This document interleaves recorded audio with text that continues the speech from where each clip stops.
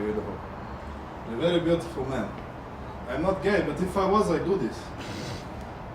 This is a J.R.Hill expose, you fucks. Am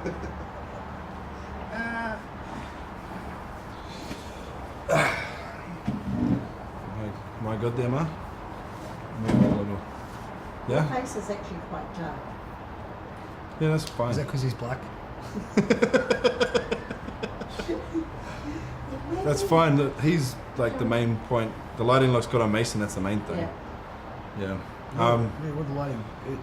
How wide am I in the frame? Like, we move apart a fraction? Because otherwise it's going to be like, I'm literally on this guy's dick. Hi, how you doing? Hey bro. I'm good, yeah, you just too. jacking Yeah, you good. off a little bit. Is that alright? Yeah, you're very big, but that's normal. No, I mean, I'm still in frame is what I'm asking. Oh, yeah. Do I- how much- You're probably the same distance from that line as he is from that line. So we'll just... No, come back a bit that way, Gary. Are we still in frame? Yes. Yeah? Cool. And it's a Can you flip it around for me? A beautiful picture of... Oh yeah, that's perfect. Oh, that's sweet. Yeah. Alright, cool.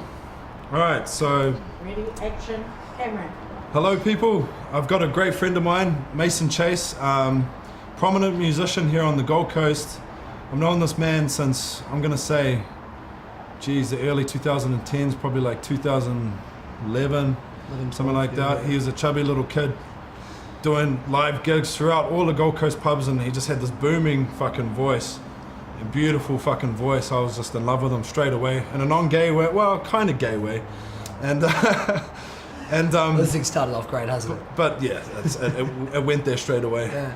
But as you can see now, the man's lean as shit. He was still beautiful when he was chubby though. That's a fact. He still got the ladies, but he's even more beautiful now, and still a great singer, even better.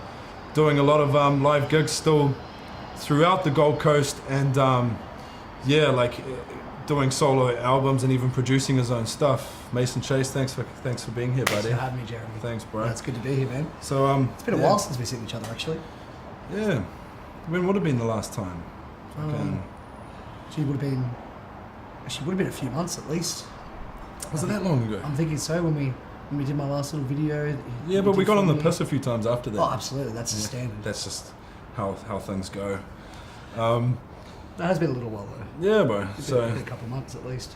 I mean, we should probably talk about you as a musician and how you started, how you like started, and then what you're doing now, and then what your goals are. But I mean, maybe start by telling these people who are going to listen right now your gigs this week coming and shit. Like Gigs this week coming. Sort of Wednesday right now, so Thursday this week I'm playing at the Avenue in Service Paradise from 8:30 until late. Friday I'm at Gillies in Surface. That's from 8 to 11. Saturday night I'll be at Manos in Main Beach from 7 till 10:30. And this Sunday I'm down in Broad Beach at Toots from 4 till 7. So a few gigs this weekend. Fuck yeah, get out and see this man, because he has the voice of an angel. Yeah, he does. And but you can make it a little grungy too when you need to, eh? Like get a little dirty and can throw in a bit of the rasp, bit of the husky tone. Yeah. Because I remember like I literally walked into the fucking Central. Yeah, that would have been the first place you saw me play. Oh, for sure. And there you are, and I was just sitting down, as I tended to do, like get drunk there every second day back then when I was single, and yeah, bro, just this voice coming out of you, and I remember like looking over in between songs, and I was just like, bro, mean song, bro. And you're like, cheers, bro. And I was like, do you want a beer, bro? You're like, no, I'm good. Like people bring them to me. Yeah. And that was the stuff. That was just us. I think after that we're kind of like, yeah. You know, I remember that. We had a few beers and shit, and that was that. That's all she wrote. Yeah, that's very true. No, a lot of drunken nights seem to follow that one. And the rest, right? And the rest. Yeah. Yeah. I'm sure there'll be plenty more to come as well. God willing. So yeah, bro, kick us off with like how you got into music. Yeah, like where did this bug start? Well, so I guess I'm 26 now. I'm turning 27 this year. Getting old. Starting to feel it. Don't be silly, you're a puppy. Starting to feel it. No. Still young-ish. Trying to But when I was much younger, but I think about 5 or it would have been about 5, maybe 6 years old. No one in my family was ever really overly musical. Not in my immediate family anyway.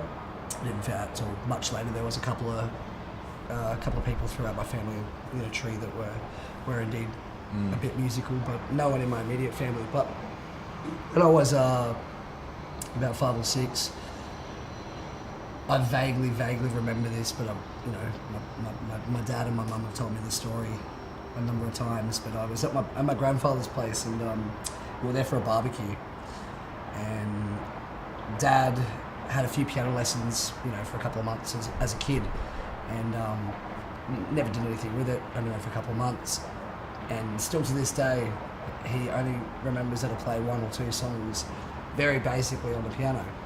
And anyway, he sat down at my pop's piano.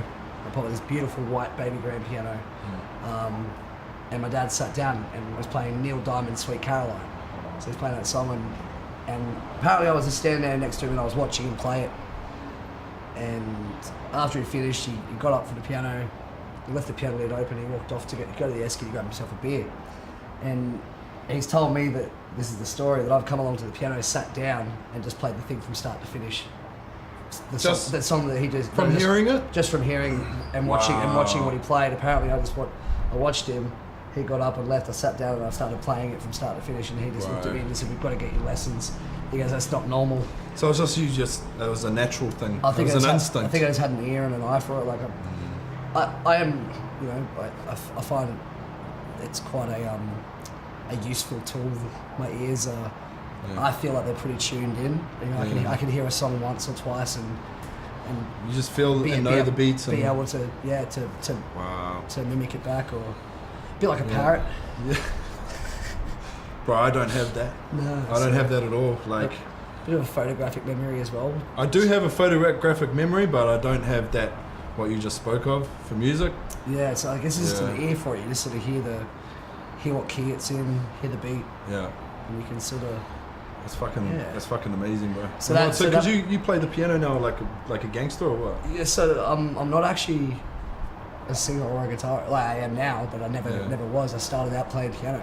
Wow. So I went through from the age of 5 or 6 when I first started. And I had a number of different piano teachers. I think my first piano teacher was this little old lady. She would have been about 80 or 90 years old. She was a sweet little old lady. I used to go to her once a week, and she used to teach me for half an hour on the piano and half an hour of music theory. So like writing. Was she strict as? Writing music. No, she was this very sweet little old lady. She was very nice. I think her name was Mrs. Grant. Yeah. Yeah, and she's. How old were you? I would have been 5, 6. Oh, true. Very, very young. So she was really lovely, and I had probably lessons with her for a year or two, maybe a year. So you just grew as well massively there? Yeah, with her, and she unfortunately got very sick, I think, and passed away because she was quite elderly. Well, I mean, as you do when you're 90, right? Absolutely. Yeah. So from there, I moved on, and that was very, very unfortunate, very sad, but she was a great teacher, and she was my very first teacher. And I remember moving to another piano teacher, Vicky. Vicky was great. Vicky, I had as my teacher for probably, I'd say 8, 9 years. Into teenagehood? Oh yeah, very much. How old was she? She would have been, she wasn't that old. I think she would have been maybe late 30s, 40s when I first started with her, and then obviously we grew together. That was piano, sorry? That was all piano, yeah. So she took me through my my exams and my diplomas and all that sort of thing. So on piano you've got your different grades or levels that you can reach. Yeah. So in those grades it's called AMEB, which is Australian Musicians Examination Board. Yeah. So that's the committee or the company that So they were certified by them. That's right, yeah. Wow. So they're the music union there. So I got all my diplomas and then qualifications through AMEB. I did all my diplomas from preliminary right through to grade 8, and then did my theory diplomas as well. Yeah. So writing music and understanding like music theory. Nice. Yeah. So you were like balls deep early. Yeah, no, it was all classical. Great metaphor that is, bro. But yeah, like but it was all classical. classical Yeah. piano. Yeah. So yeah, very classically trained on piano. And then you know, as obviously as years went on, I sort of, you know, did my classical stuff, but and practiced and did all that. But at the end of it, I'd always come back to, you know, just mucking around and sort of making up my own songs and writing my own music and. Yeah. Because I've seen you muck around like in your little lab you got set up there with your keyboard and just the guitar, and you get like within minutes you get like a beat happening. Yeah, and you fuck with it. Yeah, it's my little production studio I got going on. So Yeah. exactly, I'll have a MIDI keyboard set up, or you know, like a couple of synthesizers, and then maybe like an electric drum kit, or even use the MIDI keyboard for the drums, and you can program that all in and get it to spin it back at you. Yeah, I've seen you do that, and it's just like. And you get them to loop it, and you know, plug the I'm like, guitar, wow. and you can loop that back over the top. Because I'm as kind of well. like, I'm looking at that, and I know screenwriting software and then editing software, and I'm looking at you doing that. I'm like, man, it's just, we live in a wonderful time for that kind of shit. But do we? That's the thing. Gone are the days where you got to lay down a take. You know, I thank God that I never had to do that, because that would have been so much pressure to. Are you ready? Are you ready? You know, you're in the studio. This is the song that this is gonna be a number 1 hit. All right, ready? Yeah. Go. You know, you got to nail it on that one take. You know, back in the day, if you wanted to actually, you know, multi-track record back in the day and actually layer up, you know, instruments together, you've actually got to sit there and cut tape. Literally, literally hand cut tape, and that's how it literally was for screenwriting and even editing as well with film. for Like, everything. So gone are the days where you actually got to sit there and we're pretty cut tape spoiled and put it back together. These days, and that includes everyone that's watching this. You're all a bunch of spoiled brats compared to our predecessors. That's for sure. Technology has definitely come a long way in a short amount of time, and obviously for the better. Oh, bro, 100%, bro. But you're the kind of man anyway that can kind of lay shit down beautifully live, and one after another, relatively consistently from what I've seen anyway. My humble opinion. Thank you very much. I think a lot of years of doing it. Yeah. I think so. You know, I've been. But what you're saying is it's just easier now with that anyway, regardless of how good you might be at fucking laying it down. Absolutely. One Because after now another. that, you know, the technology Yeah, now, right. if you're using a looper pedal, you know, the original looper pedals, you know, you had to be bang on the beat when you hit that loop in. Otherwise, you'd catch the end half a beat of the bar before, and the next thing you know, you don't have 4 beats, you've got 4.5 beats going on a loop. Yeah. On a 4 beat, you know, drum track or something. It's gonna sound out. Well, it's gonna be out after the first bar. Yeah. Because it's gonna loop back. Yeah. And catch it on the offbeat. So those Because loop pedals, even like you've a got to be fucking really split consistent. second would fuck that right up, obviously. Exactly, you've got to be right. Obviously, You know, bro. very consistent. So that's where looping and shit comes in handy. Well, these days, We've got a chili bun right here too. a what? Sorry, Chili bun? a chili bin. Esky. An esky. You know, I love to give you shit when I can. I just can't call it an esky, bro.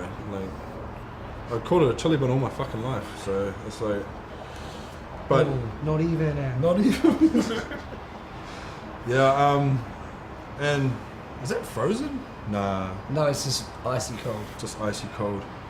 The way beer should. By the way, if the viewer there doesn't know, I've actually done a music video with this man, and it's fucking beautiful. It's one of his cruisier, kind of more lovely songs about marriage and shit, like "Want to Marry You" and stuff. Yeah. It's actually it's quite nice. It's one of my more chill sort of tracks. It's strongly influenced by Jack Johnson and Jason Mraz. You know, just. I'm pretty happy with that video clip and just the whole thing too. I think it was great, man. It was a great man. vibe that we got across in that video. That And was it's exactly like- what I wanted. Me with this camera that's shooting us right now, just in a mint location with you live and doing a few other bits and pieces real fast. Yeah, it was. It's amazing what you can do, eh? And we literally did that. We literally did that video in Week and a half? like capturing the shots though. Like you only filmed for one day over the space of a couple of hours. And then I think in a week and a half or some shit, we had a cut to work with that we fucked around with for a little bit. It was great. Yeah. Wow, it was really good. If you haven't seen that, get on that, man.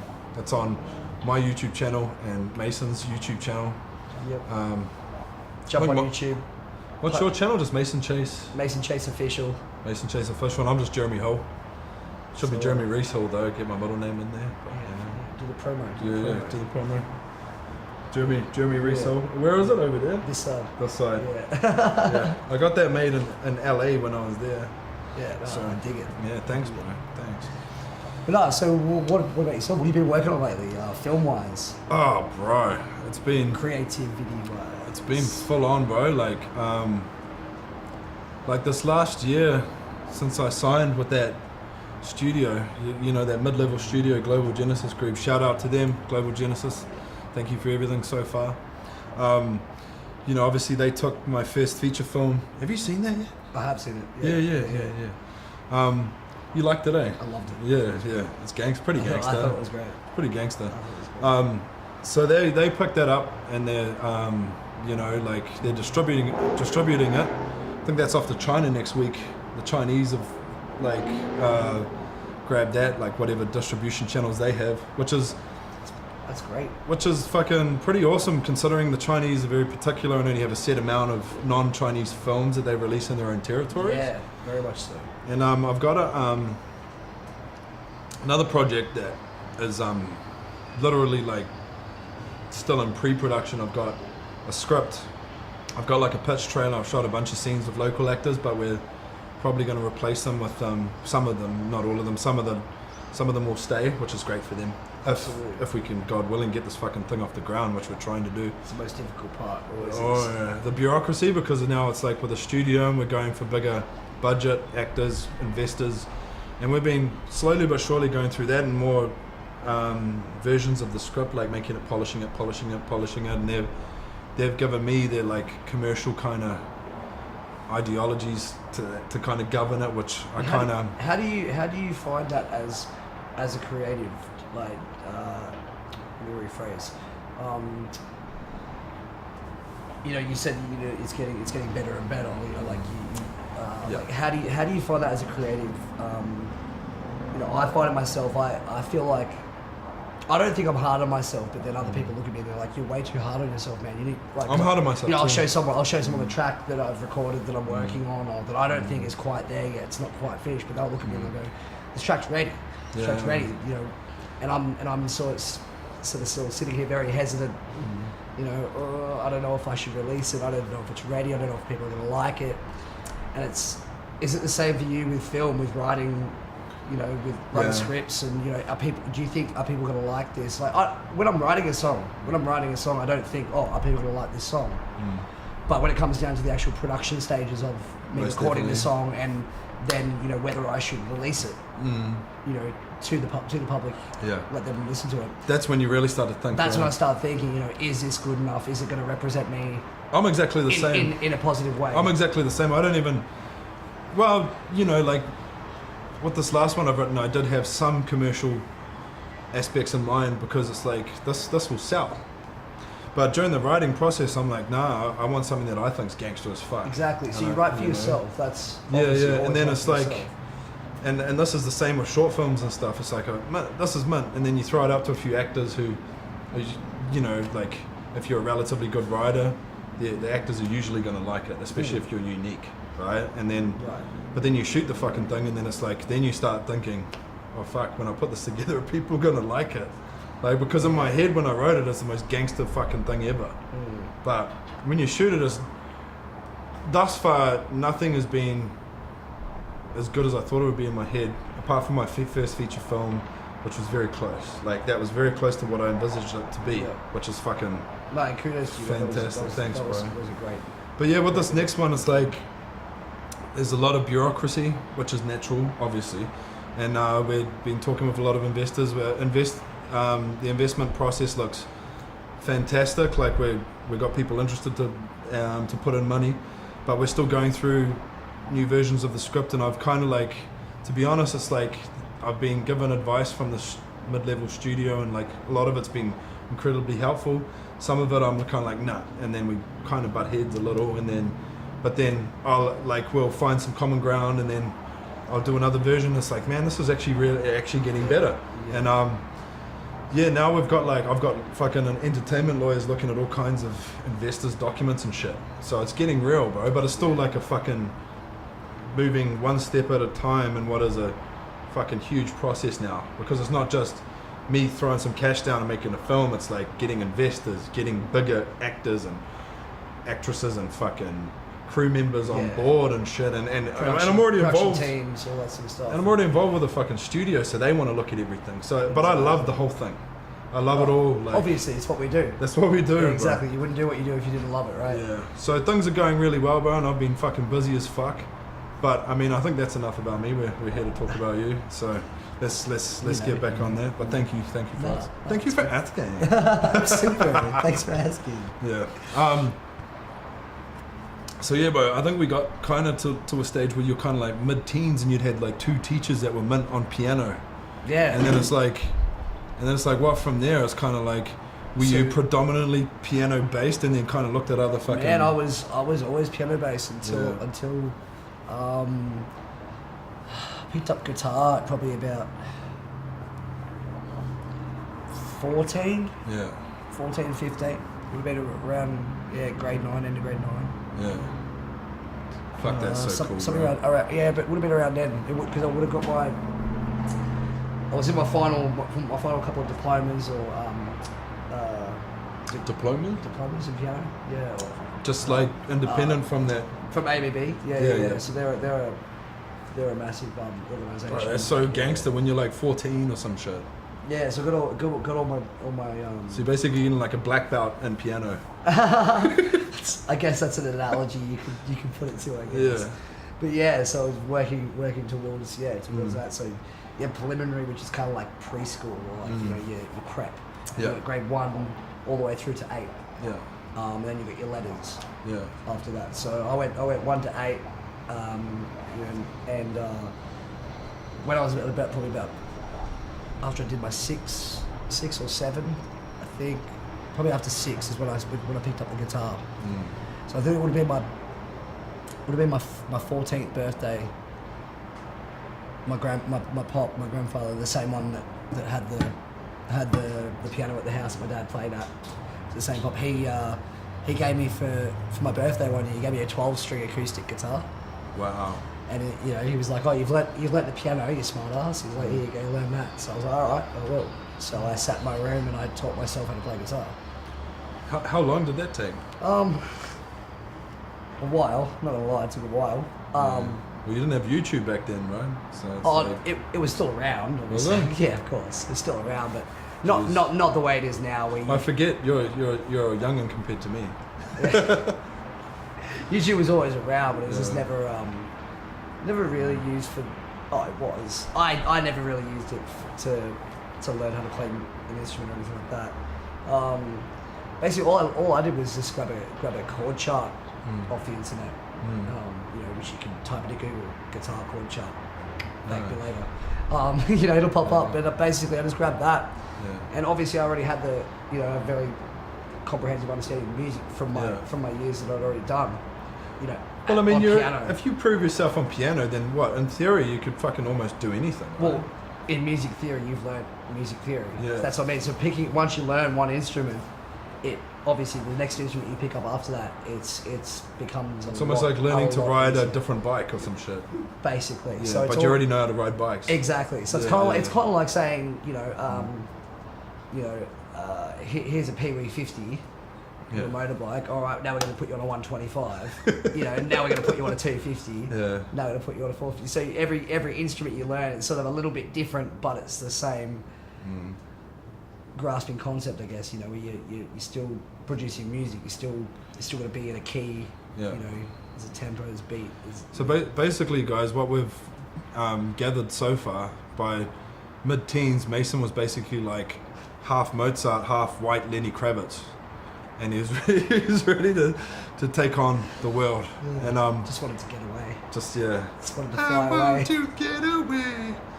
Probably that's probably a real bad note I just hit just then, but and a gay one. But yeah, bro. So like what? So like from there, it's like you must have had that just love obsession with the guitar because That's it like your was something- go-to. and it was now, something eh? new. Yeah. It was something new as well. So after playing piano for so many years, and piano to me was it was always great. It's still great. I love playing the piano. You know, I don't play as much now as I used to, but I still try and play, you know, when I can. Because Do you have one at obviously- your parents' house?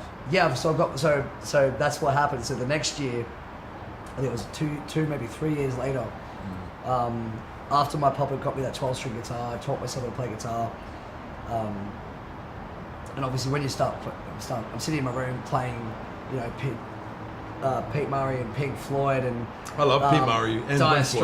Straits. I love and them too. I'm just playing Jack Johnson, bro. just all these. Man. So anything acoustic that I could play acoustic in my room and eventually start singing. You know, you start singing along to the songs that you're playing, and That's you so know, cool. and when I started, I honestly, hand on heart, could not sing.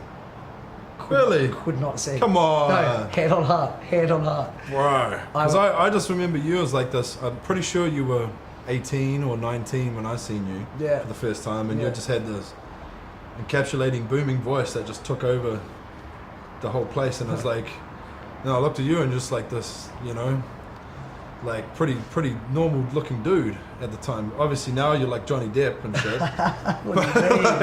What do you mean? But you know, you young fella still had your puppy fan. You had like this fucking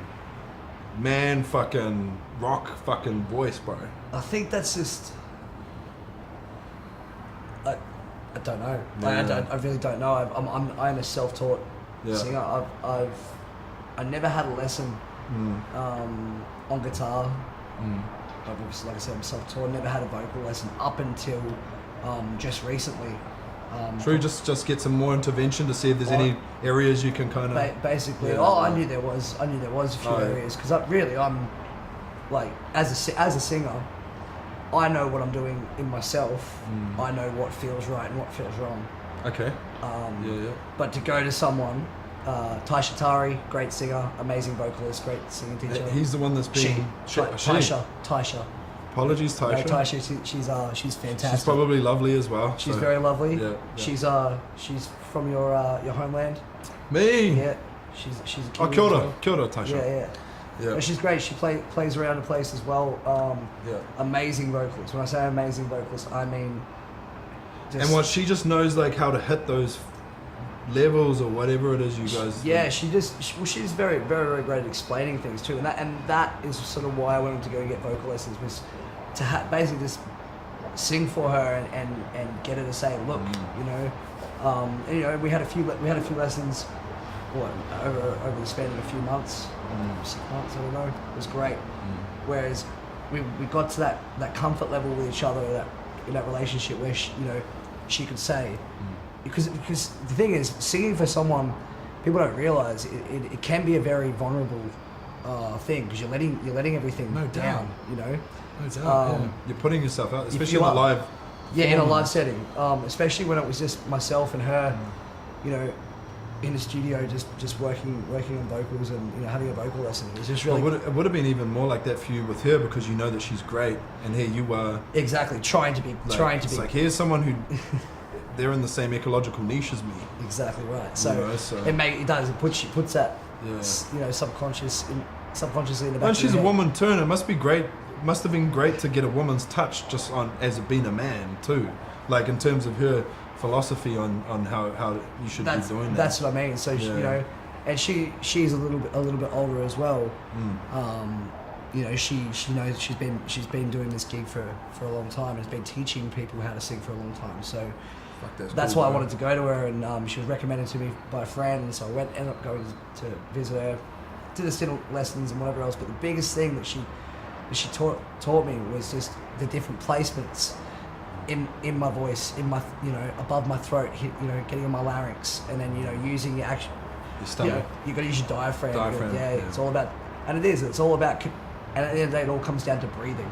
It's all air control and things that I already knew in my own head, but the way that she helped me put those little theoretical things into practice and actually engage my core, you know, get above my throat onto my larynx, you know, she's just And as well practical, as you said. fantastic vocal coach, and yeah. if she's That's watching amazing, this, bro. Hey, And you, because, excuse me, as an artist, you're constantly looking for growth. exactly Like, right. you have to. It's And like that's what I was saying to you before. you know, want to evolve, man. Exactly, that's what I was saying to you before. Once I write a song, and by the time I record it and put it out, I'm sitting there going, oh, is that really good enough to put out? Because I've written this one, and I think this one's probably better than that one. Yeah. But then by the time I do that, and the same things happened again. But that's okay. And it's like, You know. it really depends too. I think just from a generic perspective, it's like, you put it out there and it's going to touch some people. And then you're going to look back on that 5 years from now and be like, man, I've improved since then.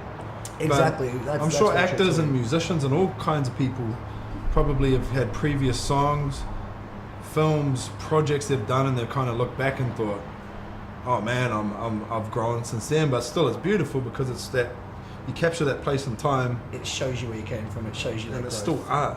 It shows you that growth. I guess. And art, no matter, like, most art, maybe all art, isn't perfect, right? There's some imperfection, and that can sometimes even galvanize it in a beautiful way. Those tiny imperfections, even though, as long as it's a beautiful thing.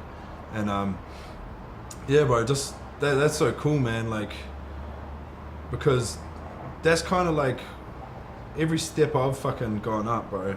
I've looked for new levels to reach and how to reach that. Like, you know, like, just doing this like pilot and fucking it up, and then thought I need to jump back in and study. And I, went to UCLA but online. You need another one, eh? Oh, I'd love a beer. Thank you. I went to UCLA, like online film school, and like I ended up with a fucking GPA better than my science GPA that I got when I was younger, bro. Like, Yeah, but straight away, do you think that is because it's something that you had a passion, like your passion? well, I had a passion for science too, but I Was think your passion for creative arts more? Did that outweigh your? That's what I mean. fuck, that's a tough question for me. There you go. Because I love science and I still work obviously as a scientist, and no, I think it's because I was young, dumb, and full of cum and fucking all that bullshit, and just I was a bit of I was naive. Like, I was still obviously smart enough to get a science degree, and actually at times I actually Cheers, mate. I even surprised myself with how well I did. But I think it's probably a maturity thing, bro. Like, by the time I came to study UCLA, I think I was 28 years old or something like that, and it's like I'd drawn the fuck up. And I think maybe it took me a little longer than maybe other people. But by then I truly had gotten rid of like my boyhood ego, and fucking I was a little bit more settled in my everyday life. I'd learned some professionalism because I was rough as guts when I was young, bro. So I think that's all like something to take into account. I mean, like, I finished with an A average in film with UCLA, and I had a B plus average in science at University of Auckland. So it's still, either ones, you'll take that any day, right? You know, Yeah, absolutely. So Absolutely. but yeah, bro. Where I was kind of getting to was kind of like you get to a level and then you dive back into yourself a little, and maybe do some more research or do something different, and then try and reinvent yourself a little bit. Maybe that's how I'm looking at it. Yeah, What no, do you think? absolutely. Like, that's sort of where I am at the moment, or I have been for a little while. As you know, some people who are watching this will know. The rest of you won't know. I used to not look like this, as you said earlier. Yeah. I used to be a lot bigger. You were still beautiful though. But it's all personal development. It is too. Yeah. And, you get to a certain point where you just want the next level. You just always want striving for that next level. And for me, I want to be a singer. I want to be a musician. Well, you are. But I want to I want to take it to the next level. Yeah. That's what we keep saying. We want to take it up. So, and the only person that's going to be able to do that is myself.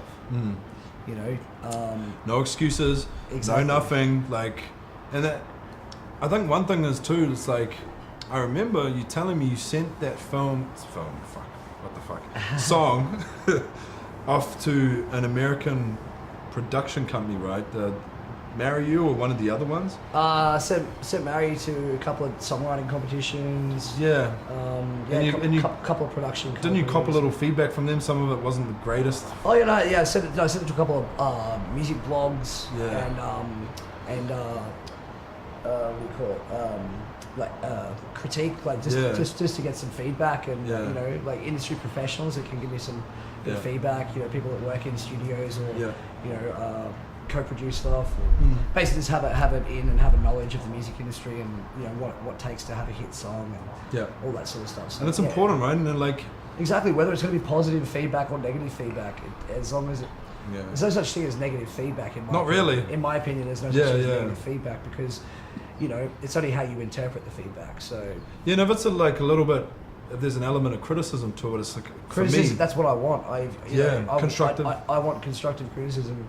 You know, I don't care if you're thinking, oh, I don't want to tell him that, you know, I think this bit should. I don't want to should be hurt his changed. feelings. Exactly. You know, spare me the feelings. I want to know what you actually think about this. Well, that's where you got to kind of break away from the sycophants. Do you know what that is? Yeah. Yeah.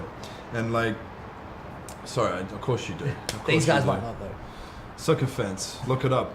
But it's like, and maybe like some people just like are more naive in the respect that like it's like they just love it because it's art and they think it's great. That's right. Some people, And then the some people mainstream actually people, do love it because whatever, it's art. yeah. And it's like cool, man. And then you get people that'll maybe blow a little up your ass because they love you or whatever. But Or then they've been friends with you for a while and they think that that's Yeah. what they've got to say. Like, oh, it's Yeah. great. That's so good. Yeah.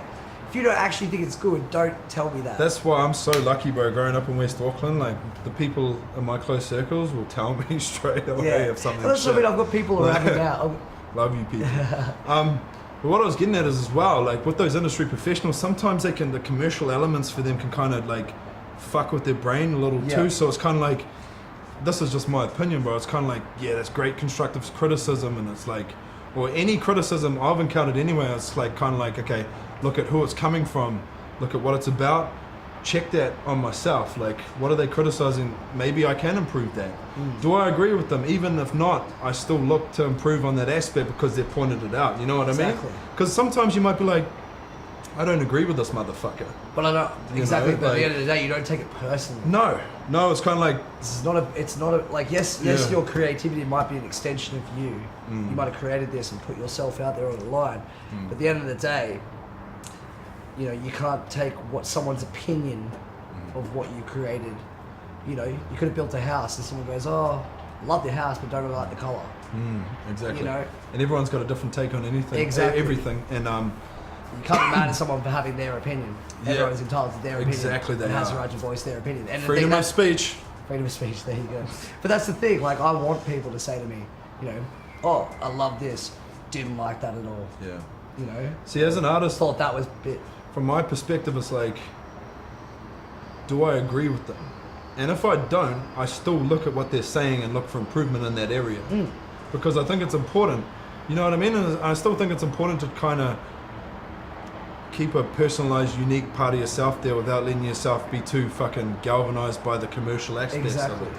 Yeah. 100%. You have to stay true to yourself. But also, That's, you hear, because you hear that a lot. Like especially, you hear that in your industry, you hear it in my industry, our industry, whatever. Especially with music, I feel with singers or artists, you know, you hear that. Especially on these, you know, these The Voice and you know those shows. You hear you got to believe in yourself. You got to do all this. You got to stay true to yourself and believe and like all that. But it is very true. You've got to stay true to yourself, and you've got to. You do. You've got to make the music or make the film that makes you happy that you want to make. You know, like you know that's why I feel a bit sorry for some of these artists that have started out one way and then they've sold out to a, you know, to a label or whatever to become something completely that they're not. Oh my god. You know, and it's a story. It's a story of the world. You know, like Silverchair's a good Australian example, I think. What do you think? Their music went from, you know, they did sell out in a way, but not to the extent they did, but not to the extent of some artists. You know, like you look at Taylor Swift, for example. She's a prime example. She's a lovely girl, and she hasn't. I don't think she's changed in the way that she's been represented. She carries herself, pardon me, but the way she's been represented through her music and through the label that she's with, and even through her video clips, you know, through her music videos. You think she's lost some integrity? Musically, I think she has, definitely. You know, because back when she was first discovered, she was this, she was pop country. She was country pop. Was she? Yeah, she, you know, the Romeo and Juliet song, that "Baby Just Say Yes." It's kind of pop, but it was country. Yeah. There you go. Now she's singing "Look What You Made Me Do." Look what you, and it's not even really music coming from her anymore. Like, I don't want to say it's not music. Yeah. It's still music, but the creative process. I just feel like she's not writing a lot of her songs anymore. I feel like the label has had a bigger influence on just pushing it out. Just exactly. Just going, Taylor, you're releasing this, and this now. Mechanical, fucking commercial. Yeah, exactly. I think she's got a team of writers with the studio or the label that she's with that are basically just force feeding this stuff into her, going, here you go, we've written you these songs, sing this, there you go, you'll make money.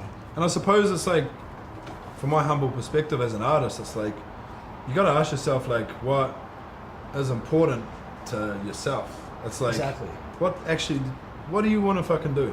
Because in that particular example, if you want to make money, then fucking do that 100%. Exactly. But I'm not judging her for those choices to make money, by all means. But I put myself in her shoes and try to think, like, if that was me and I started off, you know, what I'm doing now, the music that I'm making now, and people pick me up and love me for that, and then all of a sudden, you know, less than 10 years down the track or whatever, you know, I'm getting force-fed, you know, music and songs that really I never would have thought of seeing myself performing or but that might be or creating. In another way, that might be a cool thing. Absolutely as well. That's what I mean. That's why I'm not holding it against her, but I'm saying I kind of see from where she came from. Yeah. She's changed and developed over these years, but she was always marketed and branded as this sweet, innocent, you know, pop country, you know, cutesy girl next door. And now all of a sudden the labels spun it around. They're making her do this sort of like, you know, this newer age sort of music. It's not really. She's a little sluttier or something. I haven't really seen. I think so. She's kind of going down that path where. I haven't really seen a lot of mainstream stuff lately. They're sort of adulterating her a little bit, like down. That's what they do, bro. That's what they do, bro. And it's, you know, I just find it, obviously she's not going to be this sweet little, you know, 18-year-old playing music on a guitar forever. Yeah. Exactly. She's going to grow with the times, and especially with, it's the society. Society shapes music, and music shapes society. Yeah. And you think about that in that way. Oh, and it does. It really does. Bro, I listen to music every time I write. Exactly. Every time I got music playing. And you think about, like, you know, the artists back in the day, like Pink Floyd, Dire Straits. Like, I love. I use those two as an example quite regularly because I'm a massive fan. Love Pink Floyd. But you think about their music and what they sang about, or you think about even like, you know, just to me. Music these days is not what it used to be. It's not really telling much of a story anymore.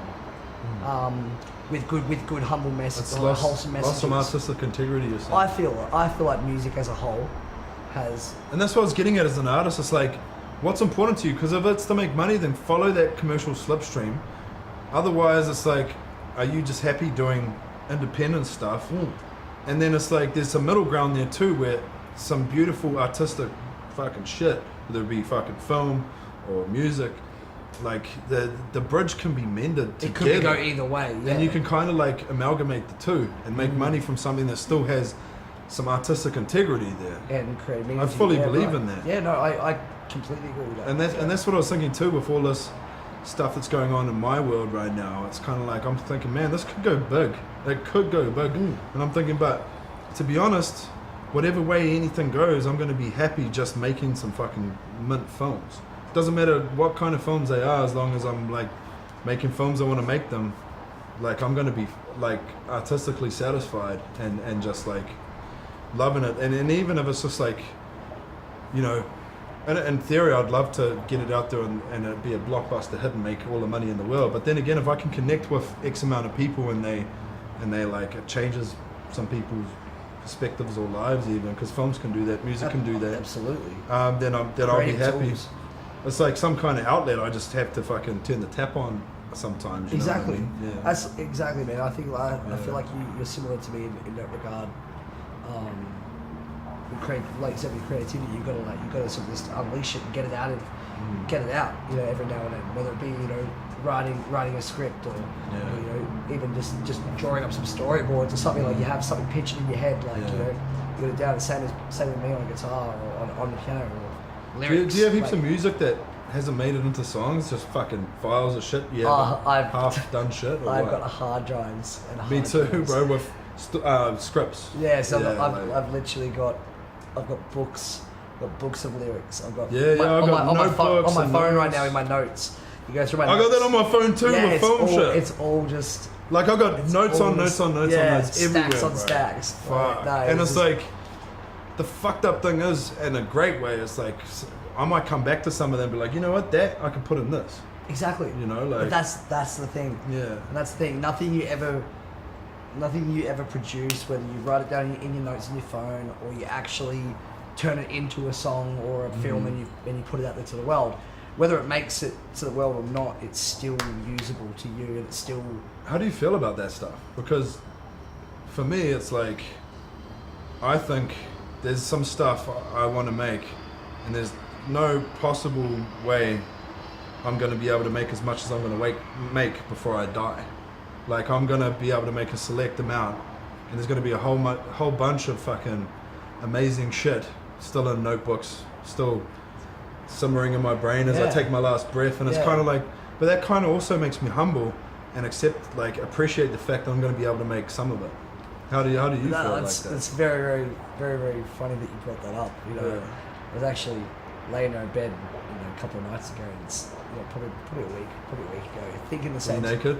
Very similar thing. Of course, I was naked. I always sleep naked. What do you Me mean? too, bro. What do you Me mean? too. Company's way to sleep, especially in this Gold Coast This heat. heat. Oh, Oh. it is hot. It is hot. Yeah, bro. No, aircon on 110. Yeah. It's all good. Yeah. But no. But I was laying there in bed the other night and just sort of just sleeping and dozing off to sleep, thinking stupid random Along thoughts, those lines? as you do. Yeah. And sort of just thinking what you were just saying. I've totally just had a mind blank. This beer's just hit me. Yeah, so like you're gonna leave a lot of unfinished art. Unfinished work. There we go. behind. So, yeah. So Like- that's what I was sitting there. I was sort of going. I should go back through, and this basically with my lyrics and stuff. So I've got a book of lyrics. Go back through that book. Start it from start to finish again. And the way that I read the lyrics now, or play the lyrics, or even go through and change my grammar. You go through and change the grammar that you've used in the lyrics that I've written. It changes the whole concept of it because then it'll change the rhythm. You know, like might have four lines in the first, 4 words in the first line. Pardon me. The first 2 are broken up by a comma. If you take that comma away and put it after You the first you sing word, it in a whole different way. the timing The changes timing in and the song. rhythm. The rhythm is different. Exactly. Yeah, yeah. So that's what I mean. So that's why I was laying the other night going, what if I go back through my song, all my songs I've written, and change all the chords that I'm playing. Yeah. Sing. All of a sudden, it's a sing whole these different lyrics, genre. or even if you've got 2 songs side by side that I've written, just literally swap them. As in, it's just little writing techniques that I try and surprise myself, because otherwise you get stuck in the same ways, and that's when you get writer's block, and you can't think of anything, or nothing's coming out. But that's the sort of little techniques that I've sort of been trying with myself. That I'll swap lyrics on songs. So like one song. Do you find marijuana helps with that? Do you find marijuana helps with that? Just I kidding, feel like guys. marijuana helps with everything. Let's be honest. Just kidding, guys. I mean, I don't do I'm that. not kidding. I don't do that. I'm not. No, I'm kidding. I I'm don't do not that. kidding. Yeah. So like, Look, to an extent, because when I write too, bro, like in the dialogue, I think of how these characters are saying this stuff. I look for the music in what I write too, but obviously it's a different kind of music, obviously. Because as a musician, I'd be absolutely caca. Although, I reckon if I were to do like a blues album, I could handle it vocally if I was trained. Like do a blues album, and I've always kind of wanted to do one. a blues album? What you think you could handle it? What if your voice is trained? Like if I had some intervention from someone who like. You think you could do a blues album? Yeah, bro. Yeah. Just vocally. Vocally, you mean? Okay, right. You know, like I listen to a lot of that. Yeah, but yeah. Let's get back on track to like where you were in your late teens, because I've watched, like, you showed me like videos of you performing at live fucking events with that old band of yours, and just like we should go through all that real quick, and then we got a surprise for you guys too after that. Yes, where was it? So yeah, so I had my first couple of piano teachers. Into high school. Got the acoustic guitar from my pop. Yeah. Taught myself to do that. I had another piano teacher, Margaret Millard. She's here on the coast. She's amazing as well. She's still doing her thing. I think so. I haven't been in touch with Margaret in a long time. I know Vicky's still doing her thing. I think her name's Vicky Lee now. Vicky Lee. That's a cool name. Margaret Millard too. It sounds like a good movie name. You know? Margaret Millard. Vicky Lee. Yeah. No, they're both wonderful ladies. Really, really talented, amazing, creative people. So yeah, had those two, Margaret and Vicky, were my two main piano teachers that I had, and yeah, once I'd done my diplomas in A&B for piano and theory, you know, entered a number of Stanfords. I was always encouraged to go and perform at different competitions and all that sort of thing on piano. So they just have like set piano competitions and that. Yeah, that's so cool. Yeah, man. So I think piano is mint. Yeah, no. I honestly think if there's anybody out there watching this and they're thinking about learning an instrument, honestly, in my opinion, I'm fortunate enough to play piano, to sing, to play guitar, to play bass guitar, play drums, play all that. Honestly, in my humble opinion, learn piano. Learn piano first. You heard it from the man right here. Honestly, learn piano first. Give it your all. Learn everything you can on piano, because it is, I call it the master of all instruments, because you're learning your treble and your bass. You're learning how to read two things at once. You're learning coordination between your two hands and your feet, because you use your pedals on the piano as well. Oh yeah. So it's a full body coordination. It's a symphony, bro. It's a full body coordination thing. And by the way, God help you if you have caveman fucking hands like me. Just God help you. Oh, I tell you what, I don't know. My hands used to be a lot fatter. They look nice and like streamlined though. They're ready for war. You know? I don't know. They never used to be. They're right now. That's what I mean. Like, where were these fingers when I was playing piano? 3 hours a day, every day, playing classical music. Yeah. I just think that's instead so I had cool. these little like chipolata sausages attached to the end of my hand. Yeah. Yeah. I just think that's so cool. It's kind of like, and this is just me. Like I kind of see it. Like I know a lot of filmmakers that don't learn screenwriting at all first, and I kind of feel like there's a somewhat of a duality there. It's kind of like learning your craft off the piano gives you such a great basic understanding of music in general from the way you describe it. Exactly. That's exactly what it does. It gives you just a better general understanding of music. Yeah. I feel, because you get that opportunity to learn the practical sense of it. The actual playing, the playability. And I was fortunate enough to learn theory of music as well. So the theory side of things, I think like actually all on paper.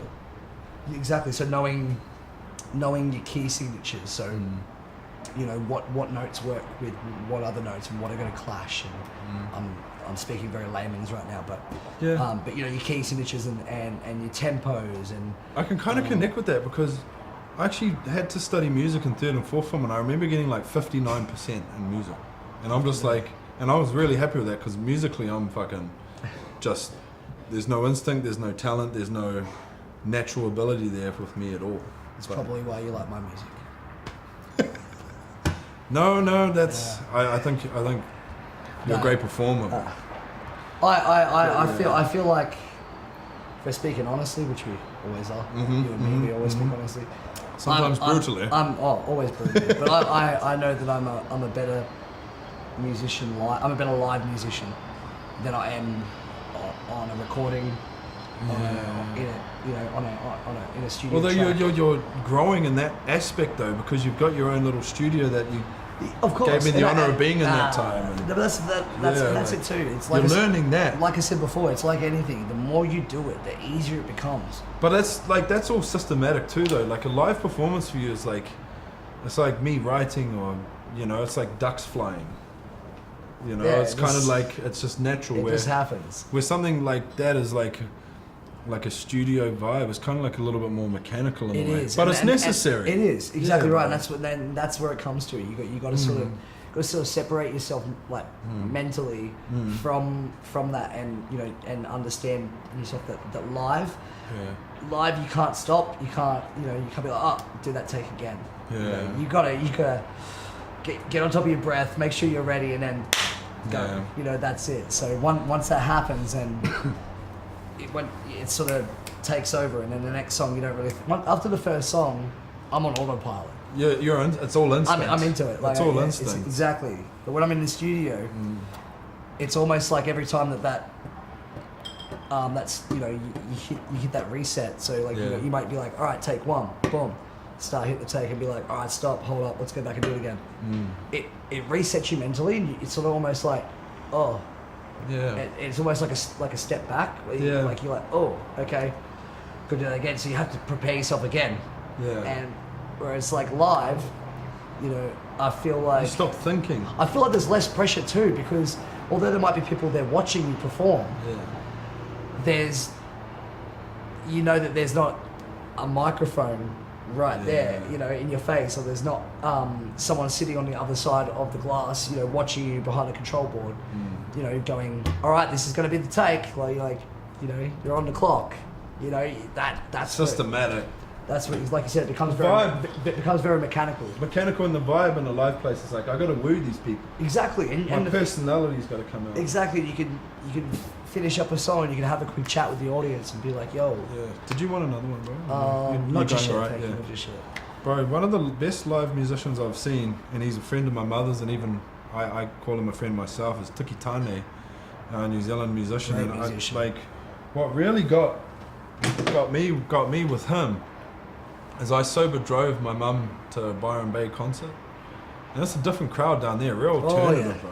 And it was a small crowd, and I had a few beers, but nothing too major because I had to drive, and bro, like he kind of like just, cause I've listened to his stuff since I was like yay high, and you know, he's been through Salmonella Dub, and now he's doing his own thing, but it's like he kind of like saw the crowd, like felt the vibe, and then just played music according to it, and like he pulled out. That's the sign of a good musician. Oh yeah, he knew what he felt the vibe and just went with it, and it was almost like an instinctual thing, like a lion, you know, tackling and eating a gazelle, or ducks flying, or some shit like that. And that's kind of like art, like has that ability to bring that out of humans, I think. Oh, You know what I mean?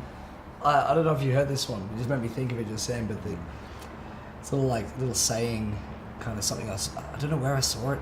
I think I might have seen it in a music shop somewhere, or on a bumper sticker. Like, so it sounds like one of those things you might have heard or seen on a bumper sticker. But it says, it's got a picture of the Earth, and it says the Earth, and it says, Earth without art is just air. But it is though, like you like that, like Boom. Earth, take out art, it's just EH, it's just air. Yeah. And it's so true. Like imagine and that's where our two industries, I feel like they intertwine. Like imagine a song without a video clip, and then, you know, you can do that because, you know, you hear songs on the radio, you hear songs when you're out, whatever. You know, songs aren't really associated with a video clip, but the thing is they're becoming more so these days, where like every song's got a video Well, clip. I've also heard a lot of artists talk about how much more they can add when they have something visual to put to their, like, Oh, absolutely. it's just like absolutely. an extension of their whole vision. Exactly. It takes Yeah. it to a new sense. But then, in that But then respect, in the flip, we so- can't live without you guys. That's what I was saying. We No, can't that's what I was live going to say. Like, imagine a movie. Imagine without a movie music. Without music. You're fucked, son. But You're really, fucked. really. Like, Like- actually think about it. Like, Yeah. like you can't build suspense. You can't. You're fucked, son. If you can't don't evoke any emotion. if you don't have score or just some music, like Tarantino just used songs in Pulp Fiction, which was gorgeous. Pulp The way Fiction. he used them was fantastic. Yeah.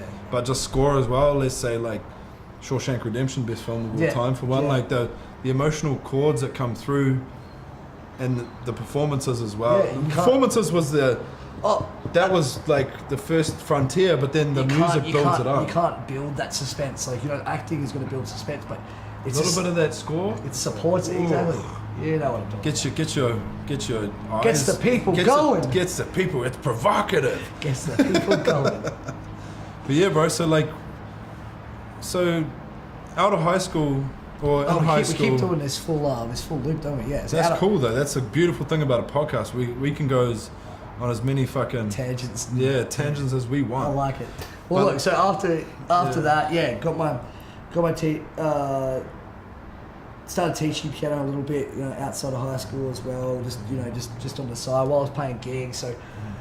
So once I think I was when I was about 16, 17, just about to leave high school. The same grandfather, the same pop, gave me his white baby grand piano for a birthday present. Did you cry? I was very worked up. Is he still with us? Yeah, he's still with us. Yeah. Fuck, that's cool. Yeah. You Aussies live forever, bro. You guys just keep on living, and do so, Aussies. You know, like, we love you. Just kidding. No, we love you. But he's still with us. But he gave me this white baby grand, like off white kind of cream, beautiful, like, you know, the lid it's looks old school. like proper, like grand piano, the upright lid, like Yeah. everything, like absolutely beautiful. So he gave me that for when I was about 16, 17. Is that the one that's still at your parents' house? That's the one. Yeah, that's my piano. Yeah, so at my parents' house right now. But it's you know, a bit too big to fit in the apartment. You can't really take it with you, so you know. Yeah. You know. But so I got that, and I've been playing gigs since, like, professionally. You know, out gigging around doing the circuit, Oh, or on I've the seen Gold a lot of Coast, them. the Gold Coast, and Brisbane and Byron, and sort of anywhere here, there, and in between as well. But sort of been doing that since I was about 17, 18. True, bro. And I'm 20. Well, even in the pubs and stuff. Yeah.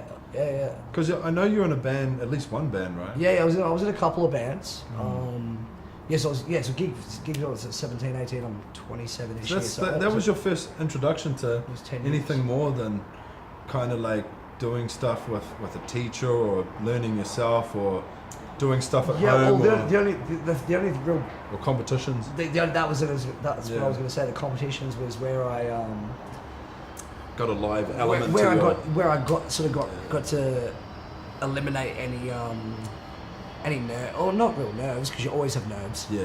But any stage fright or anything like that, Just you be know, like- I think because I was playing at Stedfords or piano competitions or whatever since I was first started when I was 5 or 6, so I don't really know. I thank my parents and my piano teachers and that for getting me into that early. You know, anyone with kids or thinking about, you know, like that, you know, get your kids into music early. It really is such a great thing, because I honestly don't know what I'd do with myself now if I didn't have music. Oh wow. That's Yeah, probably. I don't know what I'd do if I didn't have music. But I'm so thankful. That was meant to happen.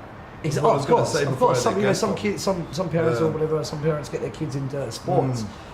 Then they're going to become. You were just football meant to superstars, do you know. that. Like, Maybe I think so. Yeah. I feel it. You know, I feel like 100%. I'm meant to do music, man. It's like I say to my friends and stuff all the time. They're like, you know, they're like, oh, what are you going to do when you need to get a real job? You know, kind of thing. Like, look, fair question. Yeah, but fair it's question. like- But the thing is, that's my profession, motherfuckers. no. What I say is, I'm like, you know, while I can, why not? While I can, and while I'm enjoying it, and while people are still enjoying me, why not do this? Bro, you've always managed to pay the bills and Oh, shout beers. always. It's like, Always. fuck you to everyone else if they've got that mindset, because that's your profession. Oh no, 100%. No, I know it's my profession, but why should I have to Conform exactly to getting a 9 to 5? Yeah. You know, because I There's artists I only out work there 4 that to 5 have- days a week. So There's artists out there that are lucky to earn money enough to support themselves, but also they must have an element about themselves that are worthy of that. Pardon me. Oh wow. Yeah, his beers are starting to get gassy. It's Yeah. good. It's good. But bro, I don't know, bro. It's kind of like, you know, being an artist myself. Sometimes I look at musicians and I'm in such awe of them.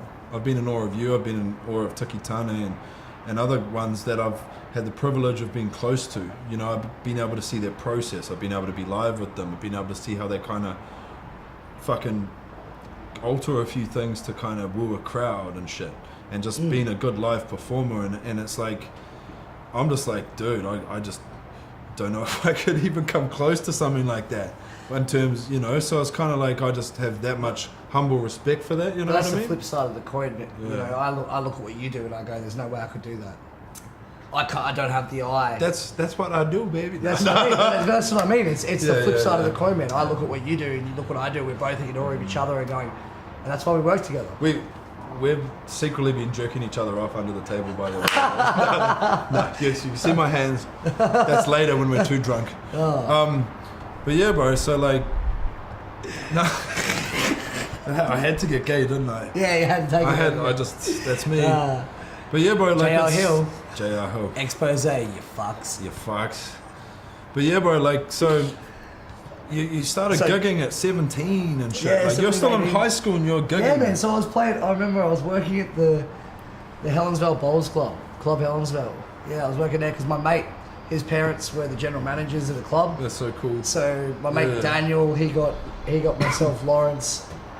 He got my mate Lawrence and I a job with him at the Bowls Club. And we were working behind the bar there when we were 17, still in high school, working, you know, Thursday, Friday, Saturday, Sunday night. You know, 17-year-olds pulling 800 bucks plus a week. Like that wasn't good. That's like gnarly, it was good, bro. but it wasn't good. Like, you know, That's we were gnarly, making bro. too much money than what we were doing. So, you know, we were always partying and always. God bless Australia. Right? Oh, you know, we The were. workers earn But here. it was good, man. Like, in a way, like, you know, I saved up and I, you know, bought myself some nice guitars and, you know, it gave me, because I was just learning, or I had been learning guitar for a couple of years by that point. But it worked out crazy, man. Like, I'm a strong believer in karma, and I'm a strong believer Me too. in fate, that everything Me happens too. for a reason. Yeah, me too. So one night, But you can kind of manipulate, obviously, course your you karma can. and your fate by how you project yourself out Exactly. and how you act. exactly, Yeah, you manipulate karma every day. Yeah, wow. And fate But, even. but you it's do, like, you manipulate your karma and your fate. fate's going to change if you're chipping away at that goal every day like Exactly. a motherfucker, you know? But your karma's going to change every day, depending treat on people. how you act. How you act and How you treat act and people. how other people perceive you, but the way that you let others perceive you. Yeah, just how you are as a human. Yeah. Exactly. So, like where was I going with that? Yeah, so you're working at Helensvale Bowls Club and earning that cash. Yeah, no. So Getting guitars and shit. I just remember, I bought myself a couple of nice instruments, and it was good. And basically, fate presented itself one day. I was working there, and one of the musos that didn't show up, or whatever, to the Bowls Club to play their gig one night.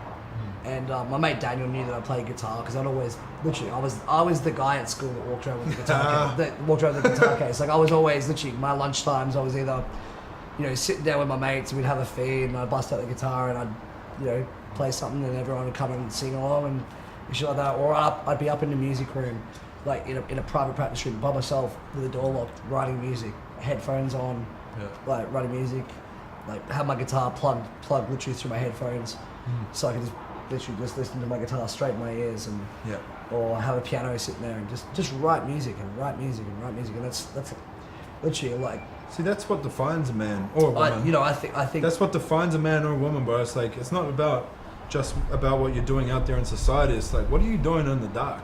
What are you doing behind closed doors for your dream?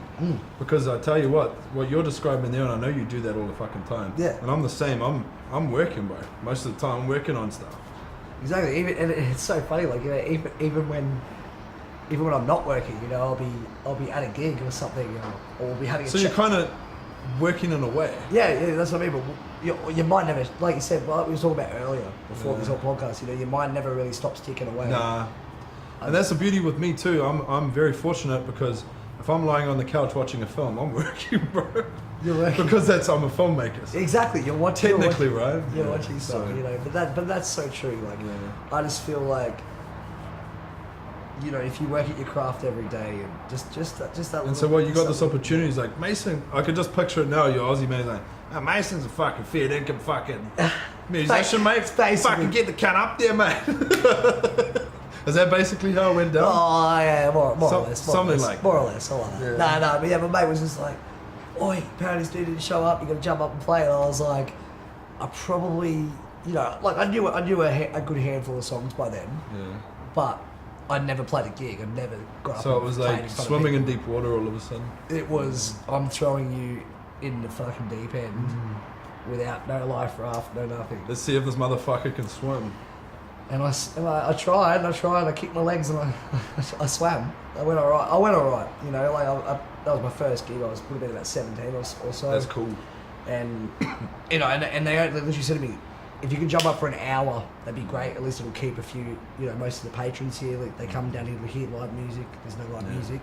Can you jump up? Yeah. So remember I jumped up, played about an hour set, and I just remember, you know, the manager, my mate's dad, came up to me afterwards and he just goes, that was awesome. He goes, we want you back here every second Friday. Lock it in. So that was it. Lock it in every second Friday. And that's where it started. And he said to me, he goes, I'll pay you double your wage that you get behind the bar. Oh! To do that. And I'm like, yeah, sweet, no worries. Bro. And So- and one night a week or a few nights a week? So yeah, I started off one every 2 weeks, but then once I had that, you know, that was my foot in the door. Well, I thought that was my foot in the door. You know, I've already got one gig. That's one gig that I didn't have before. Yeah. And I use that mentality to go, okay, well, I'm going to go hit up the other bowls clubs around the area, you know, and ask them if they need interviews on the opposite Friday night to the one I'm working on. So it becomes one a week. Yeah. And then from there, you go hit up the other little venues, you know, all the little venues in Surfers Paradise here, or Broad Beach, or Main Beach, you know, and anywhere in between, Southport, just anywhere. And just, I'd go in there, I'd literally go in there with a business card, you know, and I recorded myself on a CD, and it was literally just the most raw recording. It wasn't multi-track, That's it wasn't, cool, wasn't in a studio or anything like that. It was literally one microphone dangling from a cord and me just singing and playing into it, going, this is what I sound like. And, you know, it literally It's just took, still something, bro. it was Might something. not be studio quality, Exactly, but going off that note, people are doing that, get good quality stuff. Yeah. yeah, but then again, do the best with what you got, too. Exactly, and that's what I did when I was, So- you know, when I was that age. But you Yeah, know, like... and then I did, you know, invested some of the money that I was making, you know, you always invest your money back into your equipment, Yeah. because that's what you really 100%. get your passion from. 100%. You know, and that's what makes it makes your passion easier too. When you have good equipment, you have, you know, you have more equipment and better equipment and all that sort of stuff. Well, It makes your craft easier. You know, it makes it not easier, but it makes it easier, but it makes you want to do it more too. Yeah. Because it's almost like, you know, Well, you've got good tools. yeah, it's assisting you in, you know, you might have a camera that makes everything look crisper and you know and I do now. exactly. I got a 4K See, and camera. how much easier? Not this camera, but how much easier does it make your job? Well, it makes you want to do it more because you're like, I know that I can get this shot, Yeah. and it'll turn out exactly how I'm Well, envisioning it. technologically, I've learned a lot of things, bro, and I've got a lot of technology now that some Exactly. people would kill to have. Exactly. It's the same with me with my Yeah. music. You know, like I'm not overly tech based with my live show. My live show is very stripped back. It's very You're naturally acoustic. tech-based person in general. Not Neither am I. really. Not really. Believe it or not, neither am I. Yeah. So my You see me being surgical with that bitch right there when we did that fucking... yeah. When we did that The music video. music video, but technologically, bro, I'm not like a naturally endowed dude. Like, I have to learn everything. You're not well endowed. Not technologically. Oh, Yeah. right, technologically. Oh, in that respect, I'm probably average, I reckon. Massive testicles, though. Massive nuts. That's what counts, isn't it? It's something, yeah, bro. But yeah, I might have a look at how long we got on that. Yeah, people. some tangents there. Yeah, people. Oh, bro, we got heaps of time left on that. How long are we talking? About an hour and a bit. We can go for another hour if we want, or a bit less, or whatever. Amazing. Well, technically, we could probably go for another hour and a half. Yeah, guys. So Mason's just taking the piss. Pretty blessed situation, really. Like, I think that, like, he's in and I'm in. Like, I don't know. I'm like pretty huge on gratitude, especially from where I come from. Things were a little bit more humble in my beginnings, and you know, we're both artists now and we're able to speak about this, but we truly love our passions. And you know, like Mason's a wonderful performer. So And the cool thing is, we're probably going to chat a little bit more about him coming up as a musician, and then he's actually going to perform a couple of live songs on this podcast for you guys. So that's a fucking treat and a half for sure. So you're welcome in advance. You need another beer, my bro? I would love one, please. I feel my words are starting to stumble. Maybe I'm a little bit more pissed than I think. I was about to say, I'm a little bit pissy. Hey, mum. But hey, being a little bit pissy's fine. Like, that's kind of how Kiwis and Aussies get down, eh? We kind of just we don't mind drinking piss, bro. Nah, neither of us. So Oh, bro, Aussies are fucking pissheads from Nam, bro. But it's so funny when my family comes over here for a visit and stuff, like cousins, aunties, uncles. First thing we all do is just get on the piss, bro. And it's just like, fuck, I love my family. Oh, well, cheers. Cheers, brother. My man. So let's cover the latter years from there, bro. A little bit. And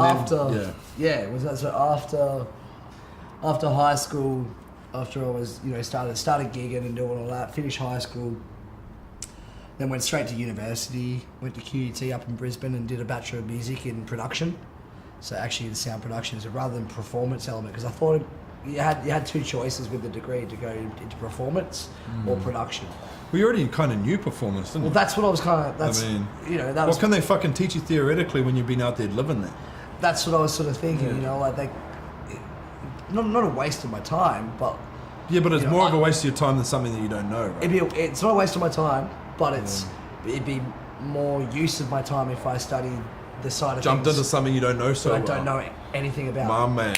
Because that way, I'm just expanding my music knowledge in general. That's it, bro. That's what you got to do. Even if you're scared, get the fuck out of your comfort zone. Exactly. If you're scared of something, do you know what being scared is? It's being unsure about something. It's not knowing what that thing or whatever is. Yeah. You know why you're scared of the dark? Is because you can't see. Yeah. That's why you're scared. I was scared of the dark, boss. But you know what I mean? Like that, if someone's scared of the dark, that's why you're scared of the dark. It's because you don't know what's there. You're scared. It's like once you actually stand there, close your eyes even, because it's the same fucking thing. You realize in yourself, you're like, wait, I've got nothing to be scared of. Yeah. This isn't so bad. Yeah. That's the same thing. I was the same with my music production. I was like, I'm really not very tech savvy. I'm not overly comfortable with a computer That's what's beautiful. I barely use my fucking iPhone. I don't use my iPhone to the way it's meant to be used. Like I literally text, call, occasionally Facebook status, and that's really bad. I should be way up to date with my social media and my tech and all that sort of stuff. But it's a whole foreign land to me, and that's this year. It's a lot of time and effort too, though. But that's once again, I don't know about it. I'm sort of like, I'm scared. But going off my own words, just doing it. But going off my own words, that this year is what I want to focus my time on, and what I want to actually pushing yourself out there in the social media I want to learn more social marketing. Just add that string to your bow. Exactly, bro. Because at the moment, I feel like I've got the music side of things not down, but I'm happy where I'm at the moment musically. Always striving for more and striving for better, and trying to push my voice to new heights and or new lows, whatever. Yeah. But and same with my playing, my playability, my songwriting, all that sort of stuff. But this year, I think for the next 12 months is where I really want to focus on the actual expansion. The brand. Because at the end of the day, that's basically what I'm trying to do with myself, is brand myself, as an artist that people want to get around and listen to my music. I mean, in this day and age, it's like the commercial elements arguably is most important as it's ever been. Exactly. But then again, so is the artistic element. So it's like, but you need to find that, amalgamate those motherfuckers. You need to find that happy medium. Happy medium. Exactly. So after school, went to university, did my Bachelor of Music at QT, and graduated from there. And while I was there, I was fortunate enough to meet a couple of guys that were they were obviously in my music degree course that I studied, and they were sort of into the same sort of music as I was, and listened to similar artists, and got down to the same sort of tunes, and the guy that I met, his name was Jake. So Jake and I hit it off from the start. Like he was a great mate of mine at uni, and we wrote a lot of music together and stuff, because basically very not far long into uni, so it would have been only maybe like a month into my uni degree, so a few weeks. We were sitting there chatting. I'm like, I'm like, do you write music? He's like, yeah, I write music. I'm like, he's like, do you write music? I'm like, yeah, I write music. And we sort of comparing and show each other what we write, and he's singing for me and I'm singing for him. He's like, that's cool, man. And I'm like, I like your voice. You got like a nice kind of like higher, airy sort of tone in your voice. Kind of having a bit of a, like me and Vinny were sparring and boxing. You guys are doing that musically. Yeah, exactly. I was like, check this out. He's like, yeah, check that out. I'm like, yeah, nice. He's like, nice. But no. But that's cool. Basically, we're doing that, and we sort of hit it off. Help each other to grow. Look at something else slightly different. Similar interests. Yeah. So and then we decided, we were chatting. I was like, do you want to jam sometime? He's like, yeah, I love that. Fuck yeah. So just me and him, we just jammed. Fuck yeah, I want to jam. Yeah, I want to jam some stuff. Fucking yeah. So no, we're sitting there playing some shit, writing some shit down. It was really good. And then we're chatting to this other dude that was in our course, Jared. And he was really cool. So it was Jake and Jared, and it became the three of us. And it was three-piece. So we had Jared was a drummer, awesome drummer, really cool drummer. Jake was a really good guitarist, and he had quite a good voice as well. So you had two on the gap, one on the drums, and then you with the vocals. Even the bro had vocals, or no? So we had Jared on the drums. Yeah. Had Jake on electric guitar and backing vocals, and they ended up putting me on bass guitar and lead vocals. Nice. So I was singing lead vocals while I was playing bass guitar, and I'd never played bass. Did that amalgamate into that live performance you were showing me at that band? Probably, I think so. Yeah. So we were the three-piece, and then we were called Motive. That was our name. Yeah. Motive. So we played all around the Brisbane scene for ages. Yeah. Probably for a year and a half, 2 years. Felt like ages. But no, we played pretty much every venue in the Valley in Brisbane. What was the Valley like then? What year was this? 2012 was 11 or? I graduated, I finished high school in 2008. Wow, I'm showing my age now. That's good. Bro, I finished in 2003. So. I finished primary school in 2003. Well, 2002, sorry. There you go. 2002 I finished high school. Yeah, grade 7 I finished 2003. Yeah, grade 12 2008. Yeah, so after my uni degree went from 2009, 10, 11, 12. So, and I think 12 was when I met you. Yeah, it would have been 12, 11 or 12. Yeah, probably 12. Yeah. So, basically had that music degree, doing all that. Yeah. So what you brothers? Was in the band with those. You brothers were just playing that Brisbane scene as a band. Man. We played as a band. Cool. All original music. Like we weren't playing any covers. So what was that like? 2010, 2000? Yeah, it would have been 2009, 10. Yeah. And what was the Valley like then? Oh man, it hasn't changed that much really. Yeah, same. Pretty much the same. There's a couple of the venues have obviously changed out a little bit. There's a couple of new venues that have been replaced with a couple of old venues being replaced with a couple of new ones, but other than that, basically the same. I feel like the music scene in the Valley has slightly increased a little bit. That's cool. It went down a little bit, but I feel like it's coming back. It's coming back again harder than it had before. That's good. Which is good. Which is giving an opportunity for a lot of new local young artists to get out there and showcase their stuff. Yeah. That's what you got to do, bro. And that's all you got to do. If there's any musos watching, or whether you're muso, like you're established, or you're up and coming, or you're not even a muso, you're just someone sitting at home learning how to play right now, and there's something you want to do down the future. Honestly, just perfect your craft, work on your craft. Get comfortable with your instrument, so that it is an extension of you. Work on your craft, and literally just take that dive into the deep end. Don't be a pussy. Take that step. Honestly. Don't you be a pussy. No, but it's so true. Just take that step. And so many people I meet and dive right in and just so give it a go. fucking afraid to dive in. Honestly, like if you ask someone, hey, can I play at your venue? What's the worst they can say? No. And you go, okay, have a great day. Walk out, go in next door. Takes a couple of seconds. Go in next door and ask the same fucking thing. Takes 2 seconds. Exactly, it's that you might ask 100 venues. Like for example, you might ask 100 venues, 10 venues, whatever. Say no. 99 say no. The one that says yes, be like, yes, fucking, you got a gig once a week here. Bam. Then you go, there's your foot in the door like I had earlier. And then once you've got that foot in the door, you go around to other venues and say, look, hey, I'd really be keen to play at your venue. I've got a residency, or I've got a regular gig that I play at such and such bar or at this place or whatever. And then they go, okay, well, you've got results straight away. Oh, you play somewhere else, you must be okay. You've obviously... That's the beauty of being a fucking artist, bro. It's like, it brings you out of your shell. Makes you, like, do things you wouldn't do usually. Yeah. Like, get you out of your comfort zone. It's like, get the fuck out of there, man. Comfort zones are... Yeah. You don't grow there. You don't grow there, and it's like, just stop being a fucking pussy and get the fuck out of your comfort zone and do something. We say that with love. I love you guys. Yeah. But he's right. He says that don't be scared. There's no need to be scared. I've seen a lot of people like way too attached to their comfort zones, and I just don't understand it. But then again, it's like, well, I'm not them. I got to leave them to do their own process, just give them advice and whatnot. But I think as an artist, it kind of like naturally is a provocative in that way. And as an artist too, really, at the end of the day, when you think about it, there's no such thing as wrong creativity. There's no such thing as wrong creativity. And everything is imperfection. Doesn't matter how good it is. If you create it and it's something that came from you, that came from deep down, that's pure. It's something that's pure that you actually believe or you actually feel.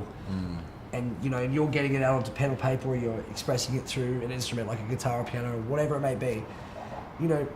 At the end of the day, yes, there's set rules that certain notes don't work with other notes, but at the end of the day, you write to what makes you feel good. Like, you know what I mean? Like Well, then it's like every piece of art, and we're lucky in today's age. It's like we can fucking record a lot of shit in high quality for cheap.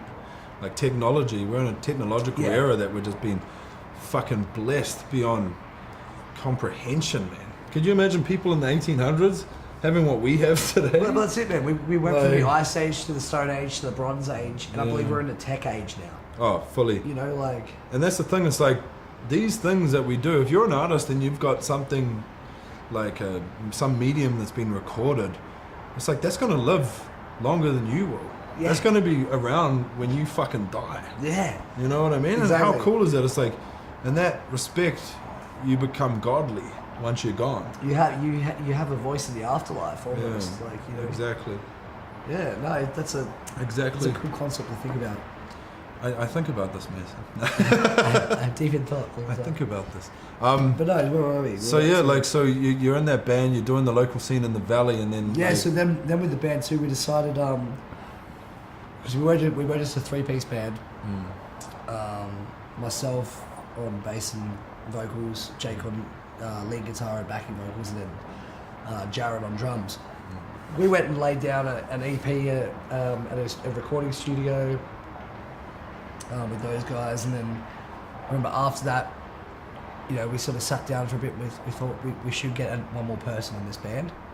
Being a 3-piece, it does kind of sometimes feel a little bit empty, feel a bit thin, sound-wise. Don't tell me you let in a fox into the Roosters house. No, he was a good guy. No, Scotty was good. We got Scott Coochman in. He's a lad. Shout out to Scotty if you're watching. Haven't seen you in a long time, brother. Let's catch up for a beer soon. But yeah, so we had the 4 of us, and then just after Scott started, Jared, our drummer, ended up deciding he wanted to leave. There was nothing clashing going on between anyone. Everyone was cool with each other. Jared, I think, he was very much, I think, ready to do his own thing. In regards, he had a girlfriend who I think not long after he left the band he proposed to. I think they're married now. I think, Jared's a how do you say it? Monogamist? No, he's Wait, is this? No, this is the other guy. This is Joe, the drummer. The one who left for the girl? Left, yeah, left for the girl. No, he was what's the word? He's like a full-blown Christian. Oh, right. How do you say that? Like, he's a religious man. a very religious man. Religious man. Nothing wrong with that. But he just decided that the band wasn't for him. You know, he decided that lifestyle was probably a bit conflicting with the lifestyle that he wanted. Whatever floats your boat, like you have to do what makes you happy. Exactly what I'm getting at. That's what I was saying. You know, none of the boys in the band had any hard feelings. There wasn't a prick on his way out. One day he just decided, you know, I don't want to be in the band anymore because you know, I feel like, you know, my music should be just for me. I don't want to do this late night scene, you know, playing dingy bars and whatever else.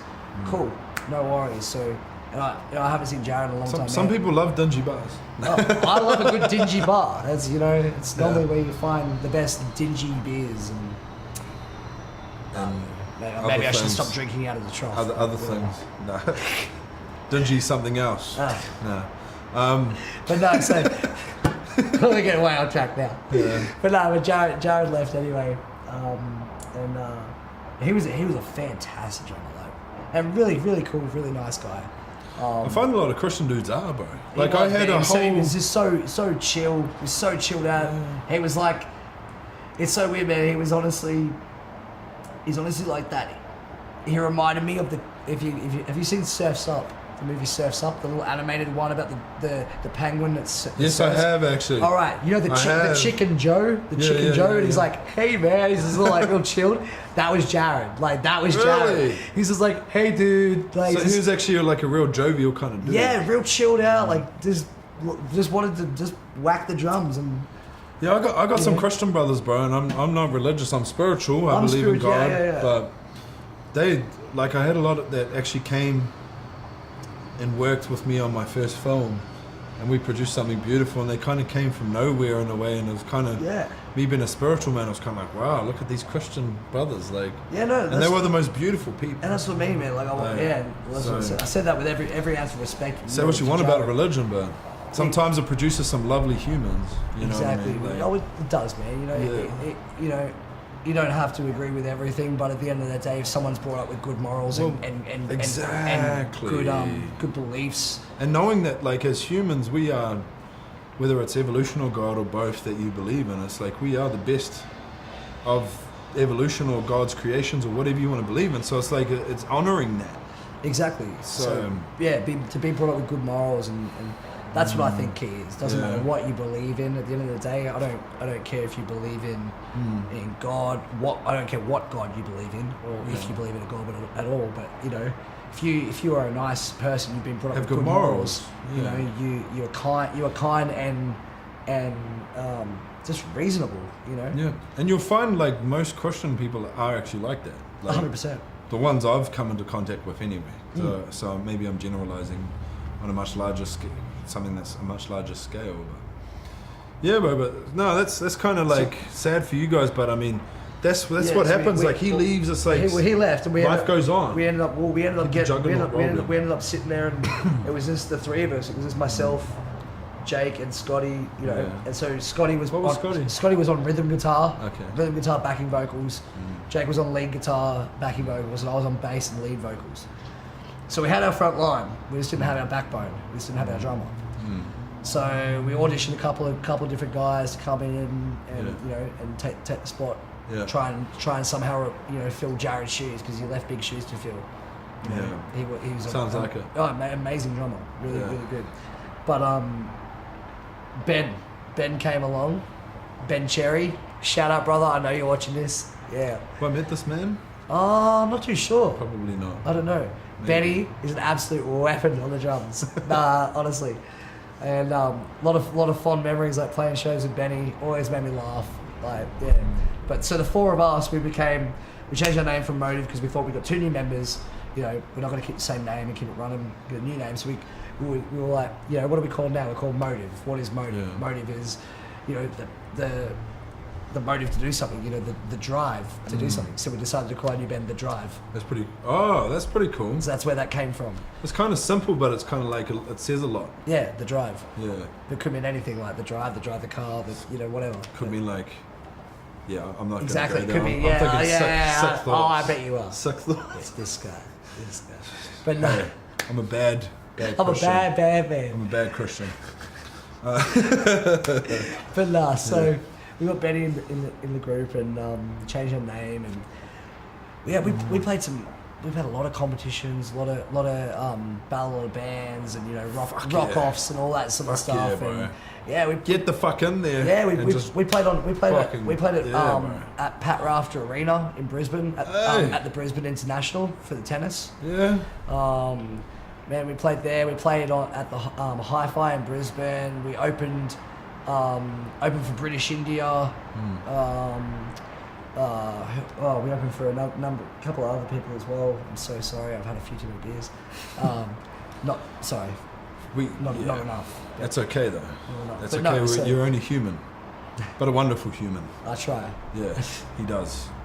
No, really, I do try. No, he actually does try. Like I've seen him sitting there trying before. Just Like, and I'm like, I need to try too. And then we sit there and we try together. it's great. No, so we had a band, played heaps of comps, heaps of shows, all that sort of stuff. Wrote heaps of music. We had a full album of songs. So you guys were fucking very productive. Very, very productive. We were coming up quick because we had a good team, you know, as in myself, Scotty, and Jake. The three of us would write heaps. Betty and I would get together occasionally, and because I was bass guitar and he was drums, we'd lock in our rhythm section together. Scotty and Jake would team up occasionally, you know, on a day, and It's always working. They'd write a song, Always working. or they'd write lyrics, and then Yeah. you know, there was always something happening. You know, we'd be booking shows, or we'd be designing a logo for our band, or we'd be designing new T-shirts, or Yeah. we'd be, you know, anything we could do to take those little steps, we were doing.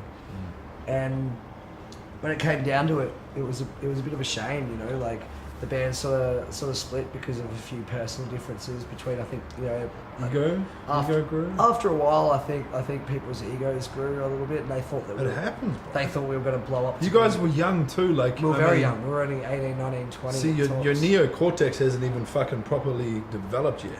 I mean, You know. your I don't- hormones and egos. I don't want fucking- to say it wasn't me, you know, as in it wasn't my ego. I'm sure my ego might have had something to do with it as well. I don't think that I had an ego.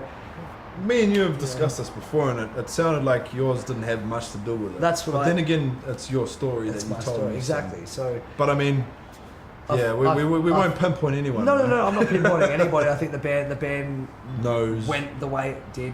but they also know what. the issues were. Like everything happened the For way a it happened reason too. for a reason. Yeah. Exactly the other day, and it is Pardon a real me. shame because I would have loved to continue to play with that band, you know, as well. Some things just and I think Betty run is- their course. I think Benny as well, the drummer. I think he was very lost too after the band. Not lost, but I think he was just yearning for that Kind of like that musical what the engagement. fuck, guys? Yeah, I want a drum. I was hitting shit. Why? I want a drum, assholes. Yeah, pretty much. Pretty much.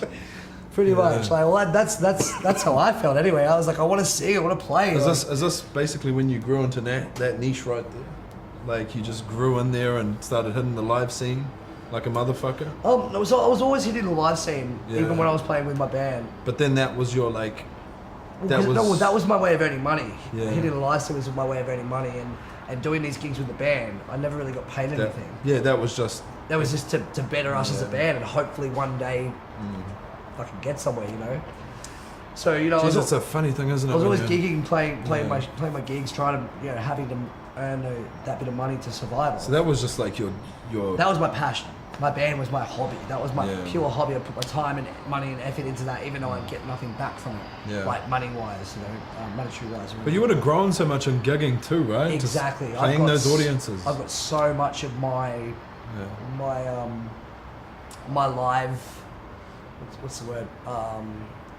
My live show, I guess, like the elements from my live show that you learn from being in a band. You know, Yeah. your stage presence, like how to actually interact with the crowd, and and actually. How many crowds you wooed now? Like fucking thousands. Literally thousands. Yeah, it has been now. Yeah. It's like the amount of samples I've analysed as a scientist. It's like, you come to me with something like that, I've analysed thousands. Yeah. Like, yeah, I know what I'm fucking doing. And it's like that. It's like and then you settle into that rhythm, and it's like, as you were saying, like nerves are good, but it's like it's also good being comfortable in an atmosphere. But then it's also good getting out of your comfort zone. There's very much a thing. There's very much a true thing. There is such a thing as good nerves. Yeah. Because I get them all the time. Yeah. I can't, apart from anything that you might have something that happens, like you might almost have a car accident, you might run up back to someone, you get that nervous anxiety stabbing feeling straight away where you're like your stomach's in your throat. Like some people get that really bad on stage when they need to go perform and sing because they. But if you channel it right.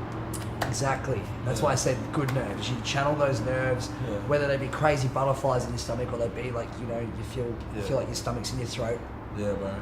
Or, you can't catch your breath or whatever it may be, or you're shaking. You just need to literally just calm yourself down, just breathe. Pretend like you're singing in your bedroom, you're playing at home. That's literally how I did it. Yeah. And I have a wee story about that, if I may. Actually, please. You know that my first film, Alpha Muskie, that you watched. You know that scene where like having a press conference as boxers and I get punched in the face and there's a bit of a scuffle and stuff. So that whole scene, like leading up to that, we did it a few times, and like I'm being a director and knowing I'm pretty good at acting, I think, and knowing like as a writer, I think it even helps to fucking connect with a character. And if it's you gonna play that fucking character, then it's like you've already written that motherfucker, and that's what I've done anyway, what I've done in the past. And then it's like this one, we're kind of like done a few scenes and he's kind of punched right there, and I've kind of gone and I've looked at the takes and it just doesn't look right. So I'm kind of like, and I'm there are like some nerves there always are, but not massive. But anyway, like I realized, I'm like, fuck, I'm just gonna have to eat this motherfucker's punch to make it look realistic. Yeah. And I know I got a strong jaw, so it's like, well, this is gonna be fucked up. Like people are gonna be like, but I've been fucking in plenty of fucking fights in West Auckland and shit, not of my own accord, and it's like, I know I've taken a few punches, so I'm like, yeah, let's run the gauntlet. So anyway, like this take starts, and I know I'm gonna fucking put my face in this guy's punch. Because I want it to look realistic on film. How do you make it look realistic? It's like that. That's actually really hit me. That's a fucking artist right there, motherfuckers. Yeah. And this guy's like 6'3", 6'4", maybe, and like 100 kilos, and he knows how to fight. So a solid boy. He's done a lot of Muay Thai kickboxing in his life, so he knows how to fucking hit. And he's got some big mitts on him too. Big beautiful man, guy named Scott. Good friend of mine. What up, Scott? And anyway, he doesn't know, no one else knows, but I'm there like kind of like my nerves are just fucking welling up because I'm thinking I'm gonna fucking eat this punch for this take. But what I was nervous about was not eating the punch, it was about getting everything right. Yeah. Up until then, because this was like a one take scene. Yeah. So yeah, like, I ain't doing this again. So I was like, if I fuck this up, I'm gonna have to eat a second punch. And that ain't happening. And then, well, it kind of loses. It kind of loses it because they're like, oh fuck, he's already punched him. Like everyone will be, fucked up from that, and they were afterwards.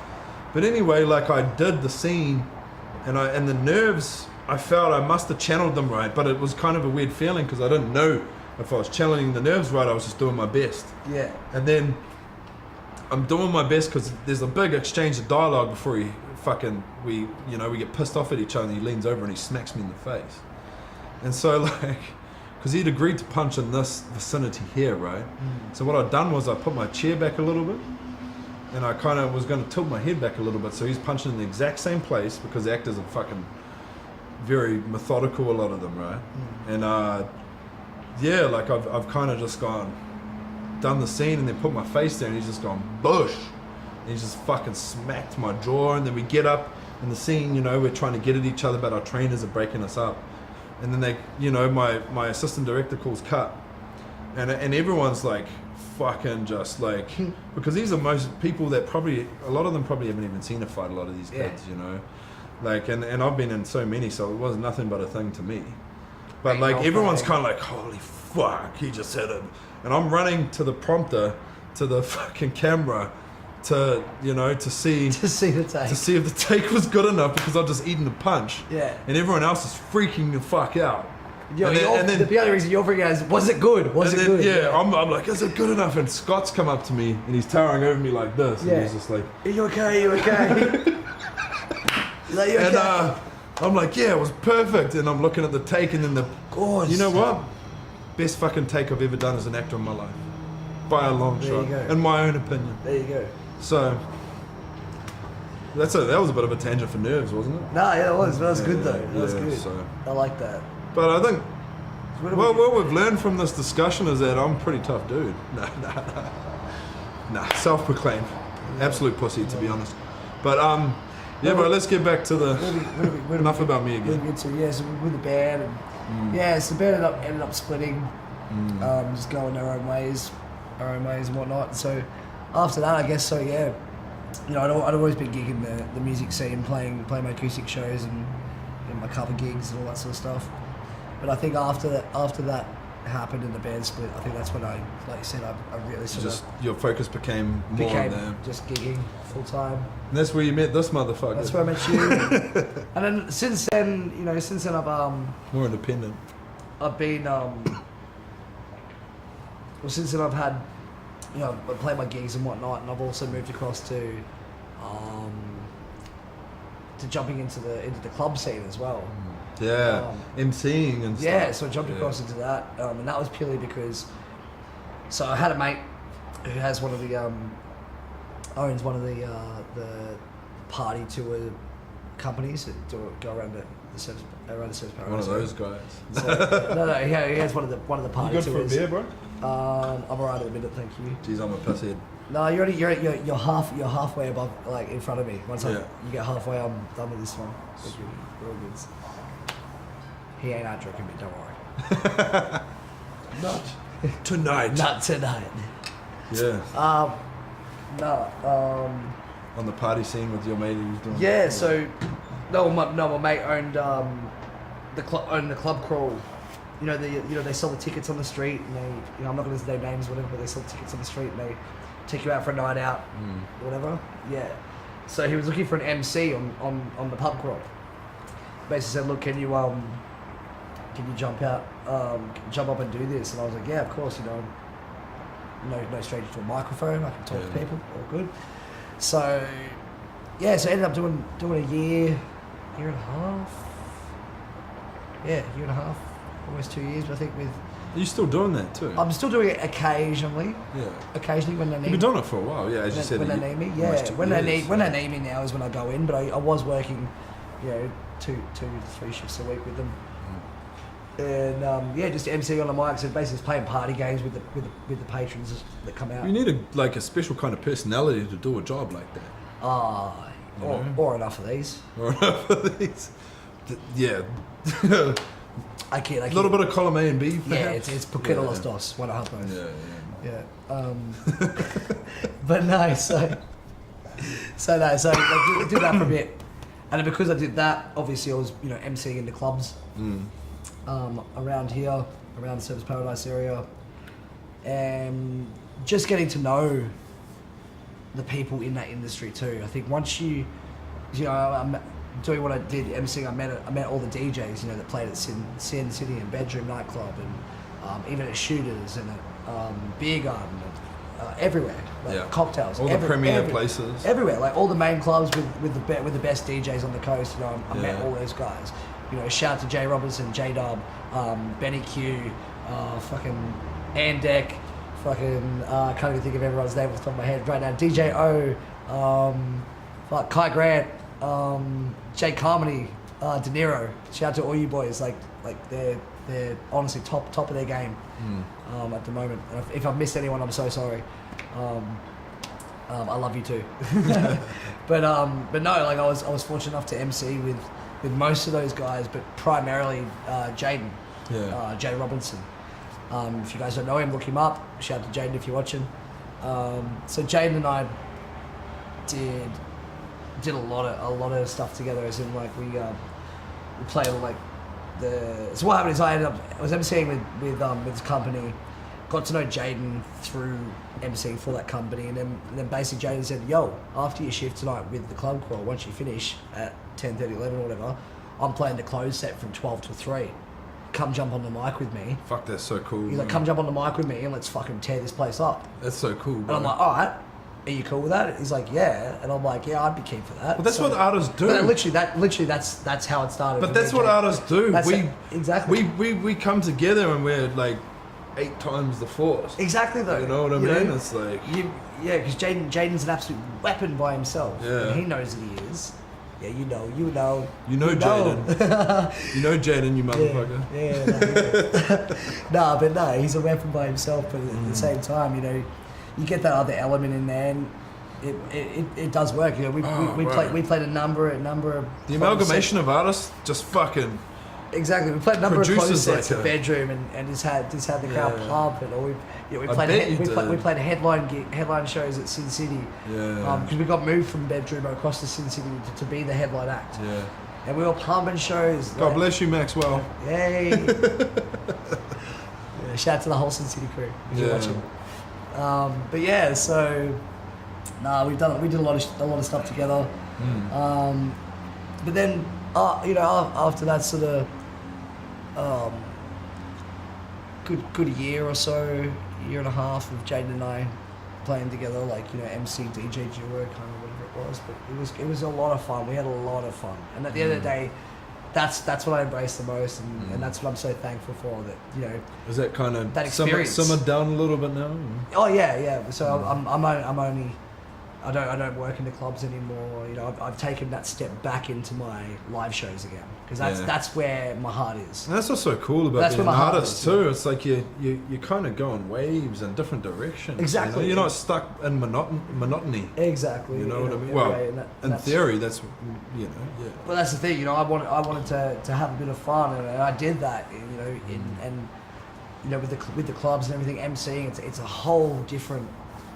It's a whole different thing. Side of life. From singing, and playing guitar. It's a complete. Oh, I bet you've seen some shit doing that too. Have I? That's a whole podcast.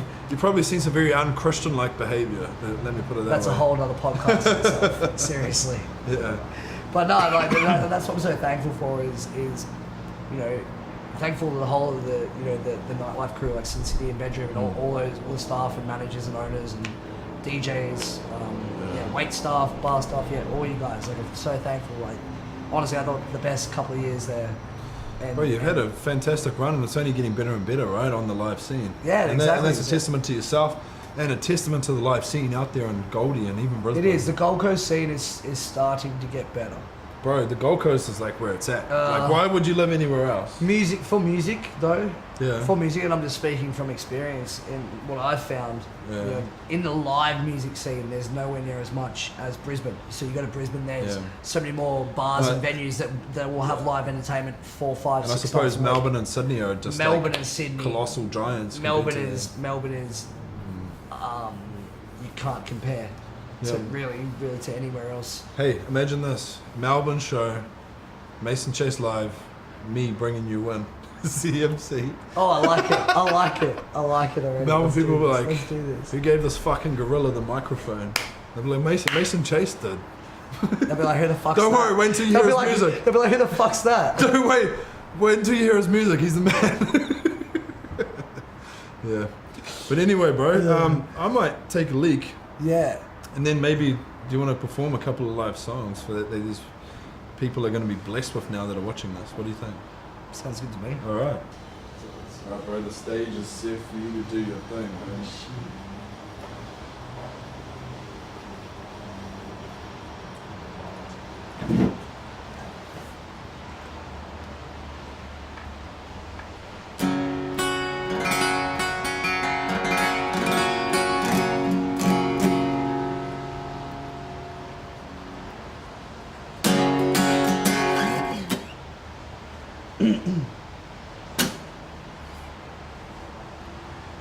I don't know what to anything.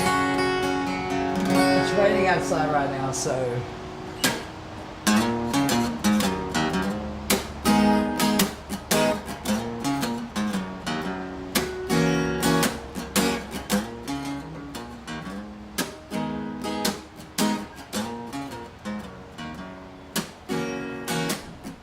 can't you see that it's just raining? There ain't no need to go outside.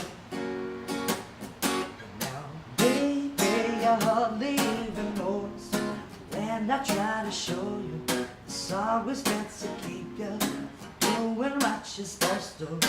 Waking up too early, maybe we could say I'll make you banana big gates, pretend like it's the weekend. Now, yeah, we can pretend it all the time. So can't you see that it's just raining? There ain't no need to go outside. Ain't no need. Rain out there and I don't mind.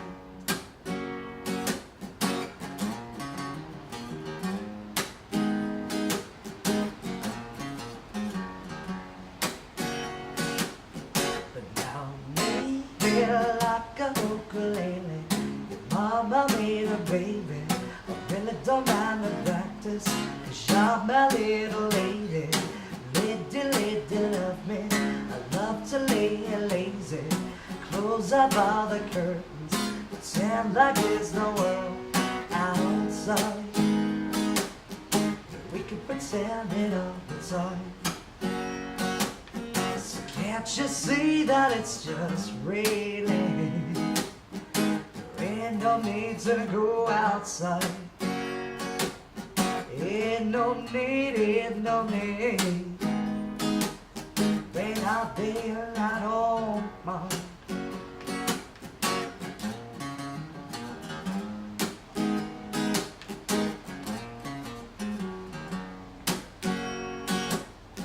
So can't you see that it's just raining?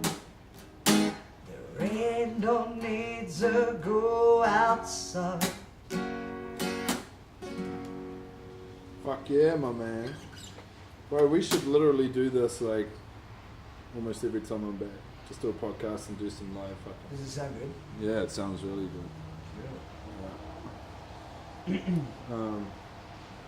Fuck yeah, man. Do you wanna do one more? Or? Yeah, that'd be cool, bro. I might come sit there and have a beer with you while Yeah, What do you reckon? yeah. Fucking yeah. It's all dark in the background actually.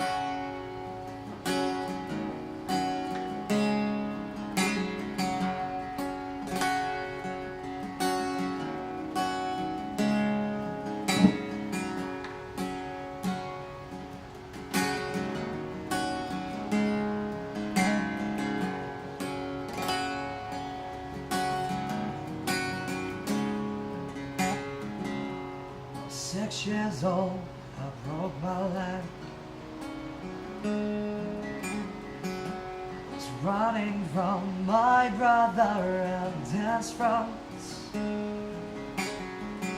It tasted the sweet perfume of the mountain grass I rolled down. I was younger then. Take me back to when I found my heart, boogie, friends have lost the duties. I've not seen the roaring fields in so loud. Oh, how I've grown, and I can't wait to go home. I'm on my way, driving at night down those country lanes, singing to tiny dancer, and I that's the way you make me feel.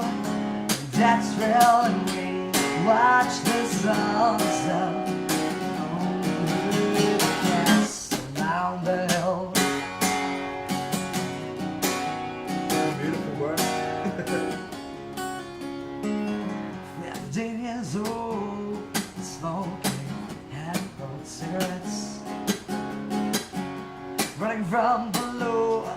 backfields and getting drunk with my friends. My first kiss on a Friday night, I don't recognize that era. I was younger then.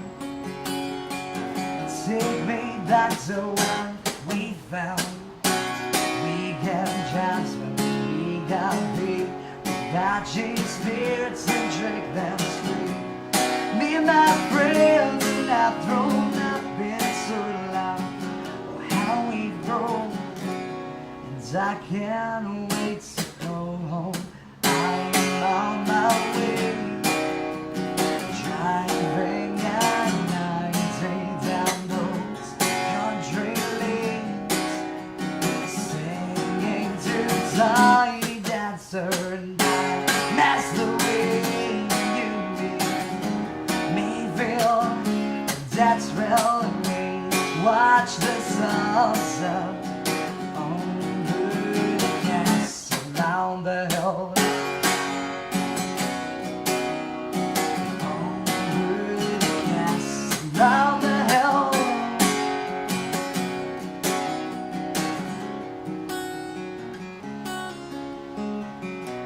One fell left to cell posts. One was down by the coast. I had two cats but lives alone. One's brother overdosed. One's already on his second wife. One's just barely getting by. But these people raise me and die. Can't wait to go home. I'm on my way. I still remember these old country lanes. We did not know the answers, and that's the way you make me feel. That's really watch the sunset over the castle down the hill.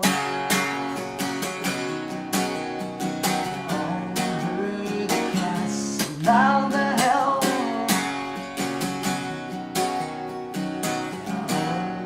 over the castle, down the hill. Is it wrong that I have an erection right now? Bro, thank you for that.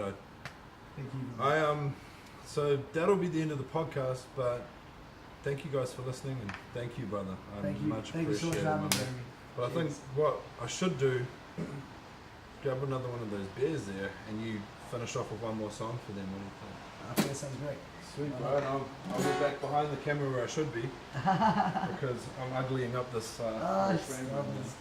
But I believe the people there that would have watched that one were like, look, it's a civilized silverback gorilla sitting next to a musician, and he's managing to keep, like civilized. Yeah, not go crazy.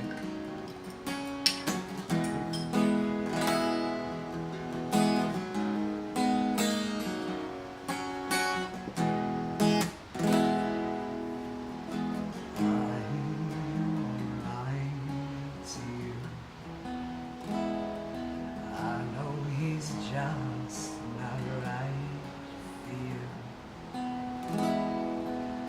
You can tell me if I'm wrong, but I see it on your face when you see that he's the one that you want. You spend nights out in this wrong situation, and then you tell me you wanted to stop. I know I can treat you better than he can, and any girl like you shallow bed. Tell me why are we wasting time? I know you wasted crap. You should be with me instead. I know I can treat you better than he can.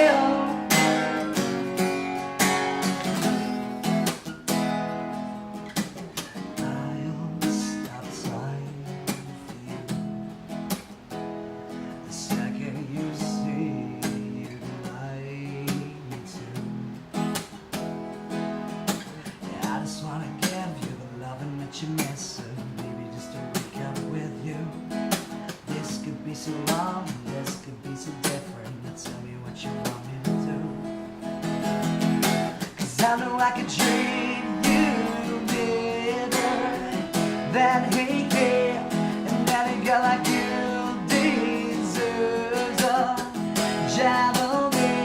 Tell me why are we wasting time? I know you wasted crime.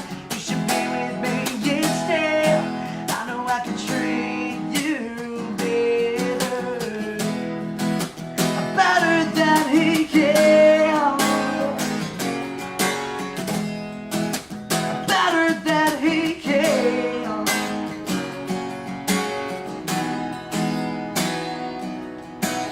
Give me a sign, take my hand, we'll be fine.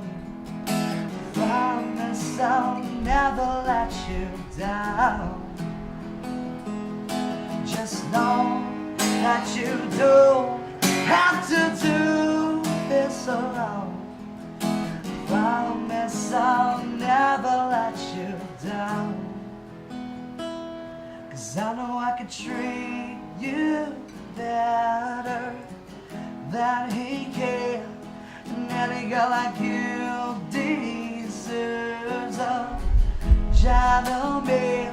Tell me why are we wasting time? I know you wasted crime, but you should be with me instead.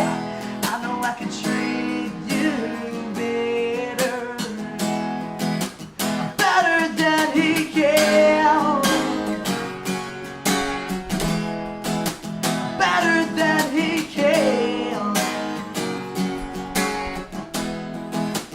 better than he can, better than he can.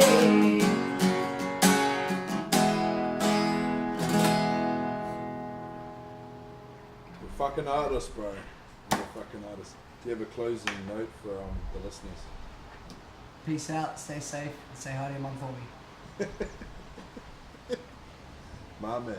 Age, and it'll get heaps of Easy, traction. bro. How's the sound in the background? Oh, it's fine. Sounds good. Like it's gonna be there, but it's like what I've noticed a lot is like, you know, like a lot of films they'll try and get sound clean and then they'll put that shit in anyway. Yeah, right. And it's like technically it's better that way, but if we're As long doing as it this, sounds it's good, as long as it great. sounds good, bro. It sounds amazing. It's just the only thing is a little bit of wind, but I think it's good because it's in a great position. You see, like, see where Yeah. where that is? That door? Yeah, 'cause And the it's, wind's kind of coming here. It's just when this thing gets a little low. But all good. yeah, we're good. We're good. Long story short.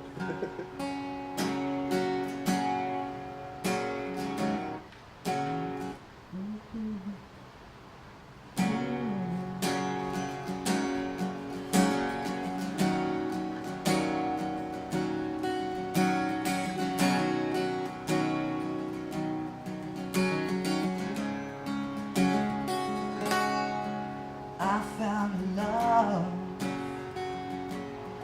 for me. Darling, just dive right in.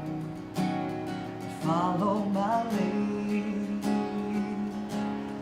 I found a girl, beautiful and sweet.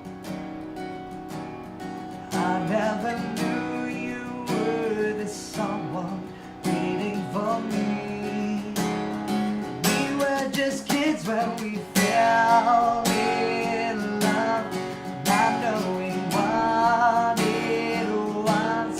I will not give you up this time. Darling, just hold me close. Your heart is all I know, and in your eyes, you're holding mine. Baby, I'm dancing in the dark, and you between my arms, barefoot on the grass, listening to our favorite songs. When you said you loved a mess, I whispered underneath my breath, you heard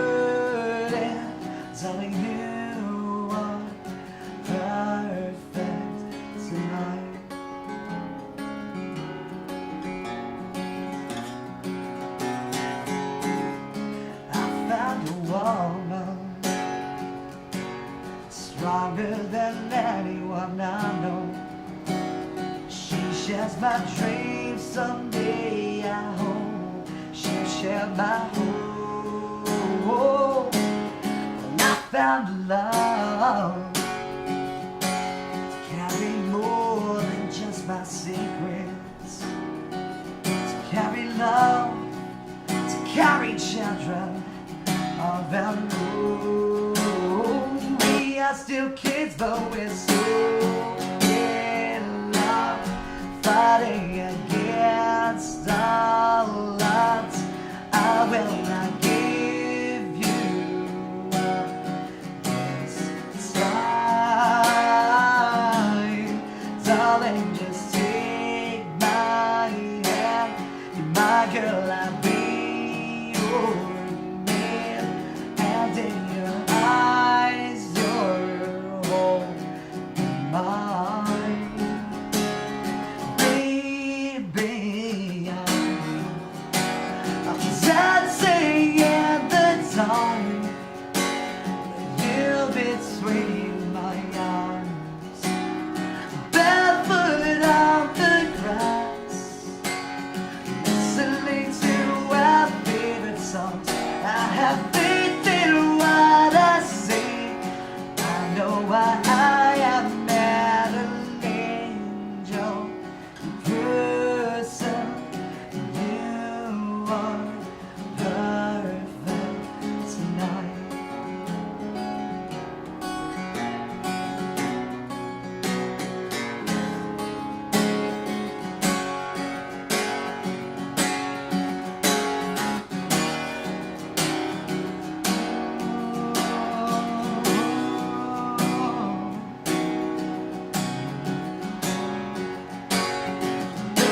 Baby, I'm dancing in the dark, with you between my arms, barefoot on the grass, listening to our favorite songs. I have faith in what I see. I know I am not an angel herself. She looks perfect. I don't deserve this. You are perfect tonight.